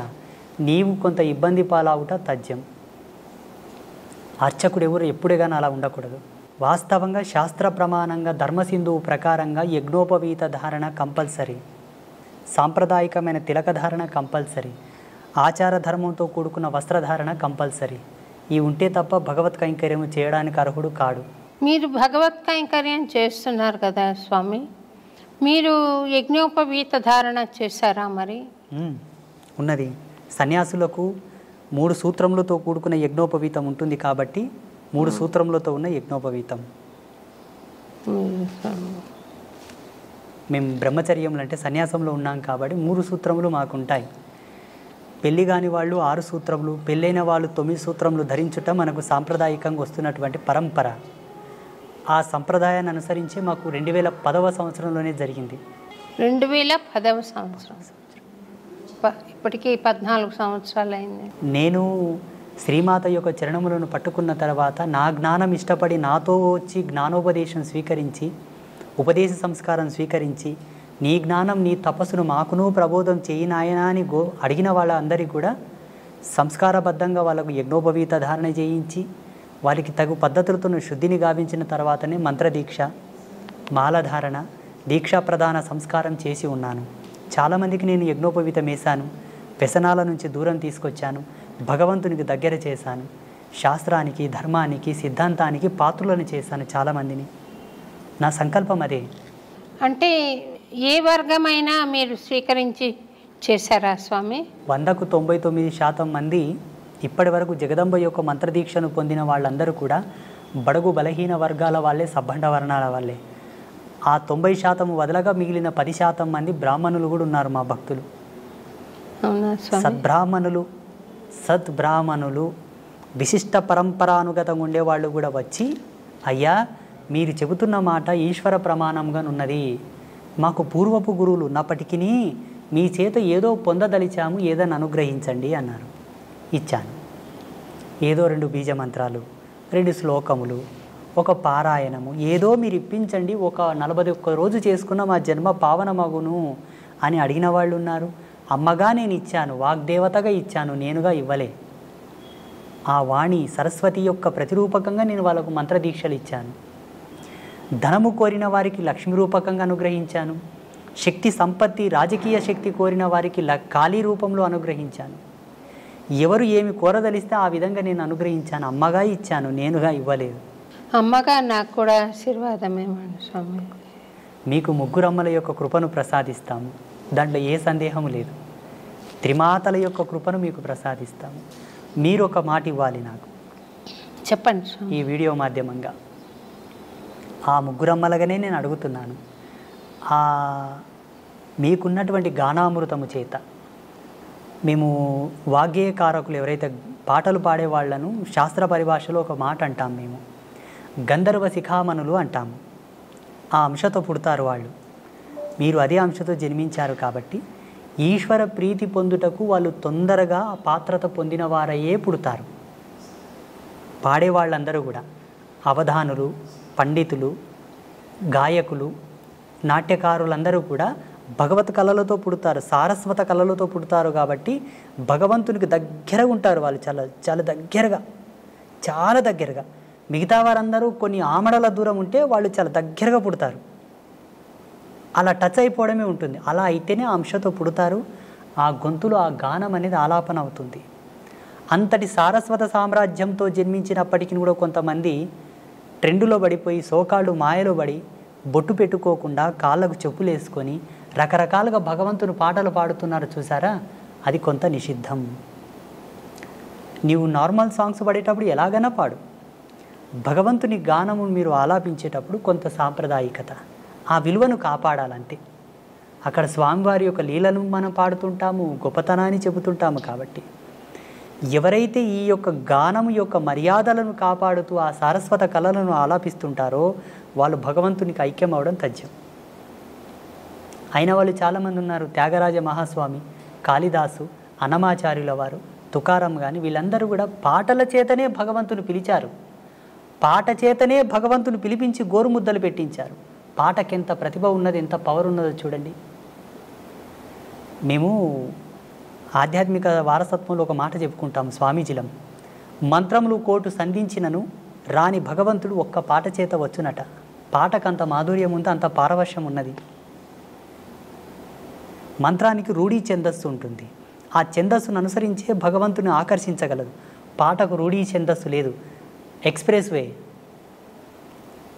ఆ గానమునకు అలా లయను శృతిని కలిపి పాడగలిగితే ఈశ్వరుని యొక్క హృదయమును ద్రవింపజేసి పరవశింపగలదు, పిలవగలదు. అలా మనసు పెట్టి పాడాలి. అదే ఛందస్సును అనుసరించి అంబాత్రయ క్షేత్రంలో కొలువుదీరినటువంటి ముగ్గురమ్మలకు మీరు ఒక పాటను పాడి మాకు ప్రసాదించాలి. మహాప్రసాదం స్వామి, తప్పకుండా. మేము అంబాత్రయ క్షేత్రంలో పద్మశ్రీ డాక్టర్ శోభారాజు గారు పాడిన పాటను ఒక శిలాఫలకంను రచిస్తాం. అక్కడ ఆ పీఠం మీద ఎవరో చిన్న చిన్న వాళ్ళు భజన సంకీర్తనలు పాడారు, కొన్ని తత్వగీతములు పాడారు, ఇంకా కొన్ని పాటలు పాడారు. కానీ ప్రాముఖ్యతను వహించినటువంటి సంగీత గానామృతము మీ చేత రావాలన్నది మా కోరిక. తప్పకుండా వస్తాను స్వామి, తప్పకుండా చేస్తాను స్వామి. నేను మొన్న వచ్చినప్పుడు కూడా ఒక అమ్మవారికి నివేదన చేశాను ఒకటి.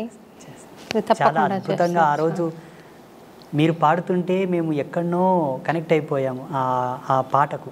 తప్పకుండా వస్తాను స్వామి. నేను అక్కడ విశేషమైన రోజు ఒకటి చెప్పండి, ఆ రోజు వచ్చి నేను అక్కడ పాడి మీకు అది ఆడియో ఫైల్ కూడా మీకు ఏర్పాటు చేస్తాను స్వామి. నేను తప్పకుండా అమ్మా. చాలా సంతోషం అమ్మ, ఈరోజు మీరు మమ్మల్ని పిలవడం, ఈ అన్నమయ్య పురానికి నేను రావడం నా అదృష్టంగా కూడా కొంత భావిస్తాను. నేను సంతోషం. ఎంత భగవంతుని సేవ చేసేవాడినన్న ఒక శరీరంతో ఉన్నాను కాబట్టి దీనికి కొంత ధర్మం ఉంటుంది, దీనికి కొంత ధర్మం ఉంటుంది. ఆ ధర్మాన్ని బట్టి నాకును ఇది అదృష్టంగానే భావిస్తాను. మీరు ఆదర్శ దంపతులుగా మీరు మీ కుటుంబ సభ్యులందరూ కూడా చిరకాల యశస్సుతో వర్ధిల్లండి, సుఖ సంతోషాలతో జీవించండి, భగవత్ కృపను పొందండి. ఒక చిన్న విషయం అడిగి కార్యక్రమం ముగిస్తాను స్వామి. ఇప్పుడు మీరు వర్గవర్ణ భేదాలు లేకుండా స్వామికి సేవ చేసేందుకు వాళ్లకు ఒక అర్హతను ప్రసాదించారు కదా. అట్లా పూర్వకాలంలో గార్గి ఇలాంటి వాళ్ళందరూ, మైత్రేయి ఇలాంటి వాళ్ళందరూ జంధ్యాలు ధరించి వాళ్ళు కూడా వేద పఠనం చేశారని అంటారు కదా స్వామి. స్త్రీలకు ఏమైనా అవకాశం ఉందా స్వామి? అట్లా అమ్మవారికి దశయజ్ఞోపవీత సంస్కారం ఉంది జగన్మాతకు. అమ్మవారికి కొన్ని తంత్రశాస్త్రాల్లో, కొన్ని అమ్మవారికి సంబంధించిన తత్వవిధి శాస్త్రాల్లో దశయజ్ఞోపవీత సంస్కారం జగదంబ చేసినది అని ప్రమాణాలు ఉన్నాయి. నాగయజ్ఞోపవీత ధారిణి అని అమ్మవారిని కీర్తిస్తారు, స్తుతిస్తారు. కుశయజ్ఞోపవీత ధారిణి అంటారు. అమ్మవారికి ఎన్నో రకాల ముండమాల యజ్ఞోపవీత ధారణం ఉన్నది అమ్మవారికి. ఏంటి స్వామి? ముండమాల యజ్ఞోపవీత ధారణ, నాగ యజ్ఞోపవీత ధారణ, సర్పములని యజ్ఞోపవీతంగా ధరించినది అమ్మవారు. అమ్మ అంటే స్త్రీయే కదమ్మా, మాతృమూర్తే కదా. ముండమాల అంటే పుర్రెల మాలలో కూడా యజ్ఞోపవీతంగా అమ్మ ధరించిందని ప్రమాణాలు ఉన్నాయి. స్త్రీలు యజ్ఞోపవీత ధారణ చేయడానికి అర్హులే, దానికి కొన్ని ప్రమాణాలు ఉన్నాయి. ఆమె యోగ్యత, ఆమె యొక్క పాత్రత, ఆమె స్థితిని అనుసరించి ఆమె ధరించుటకు యోగ్యురాలా కాదా? యోగ్యురాలు అయితే తప్పకుండా సంస్కారం చేయించి ఆమెను భగవంతుని కైంకర్యములకు పురమాయించవచ్చు.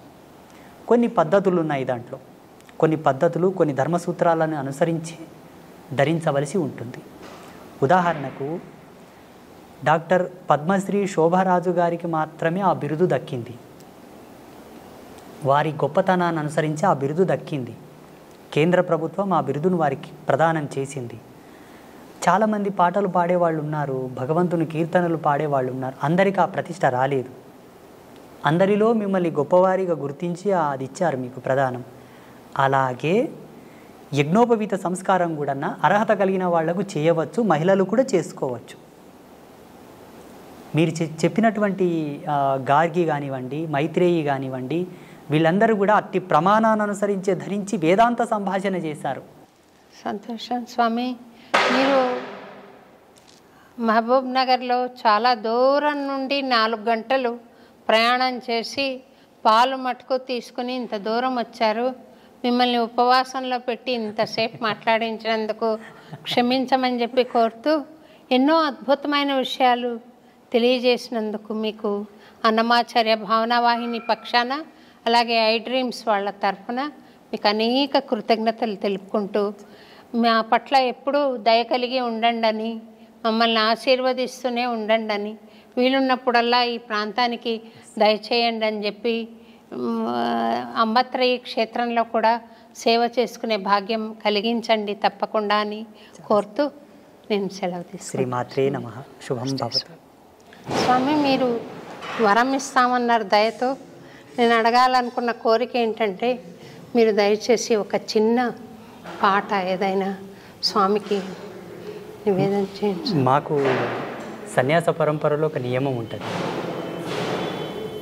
కొన్నిటికి మేము ఇవ్వకూడదు అనమాట. అట్లా బట్టి అది కేవలము మా పీఠంలో ఎవరైతే ఆరాధ్య దేవత ఉంటుందో అక్కడ మాత్రమే అది.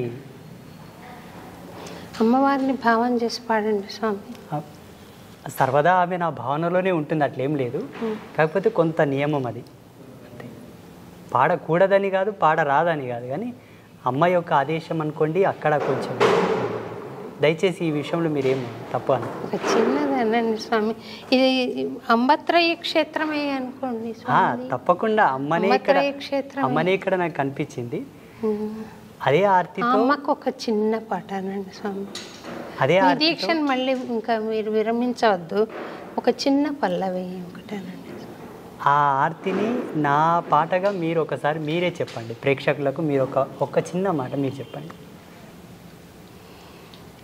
అంబికే జగదంబికే అభయాంబికే మదంబికే అంబికే జగదంబికే అభయాంబికే మదంబికే పాహి పాహి పాహి కరుణాం దేహి దేహి దేహి పాహి పాహి పాహి కరుణాం దేహి దేహి దేహి.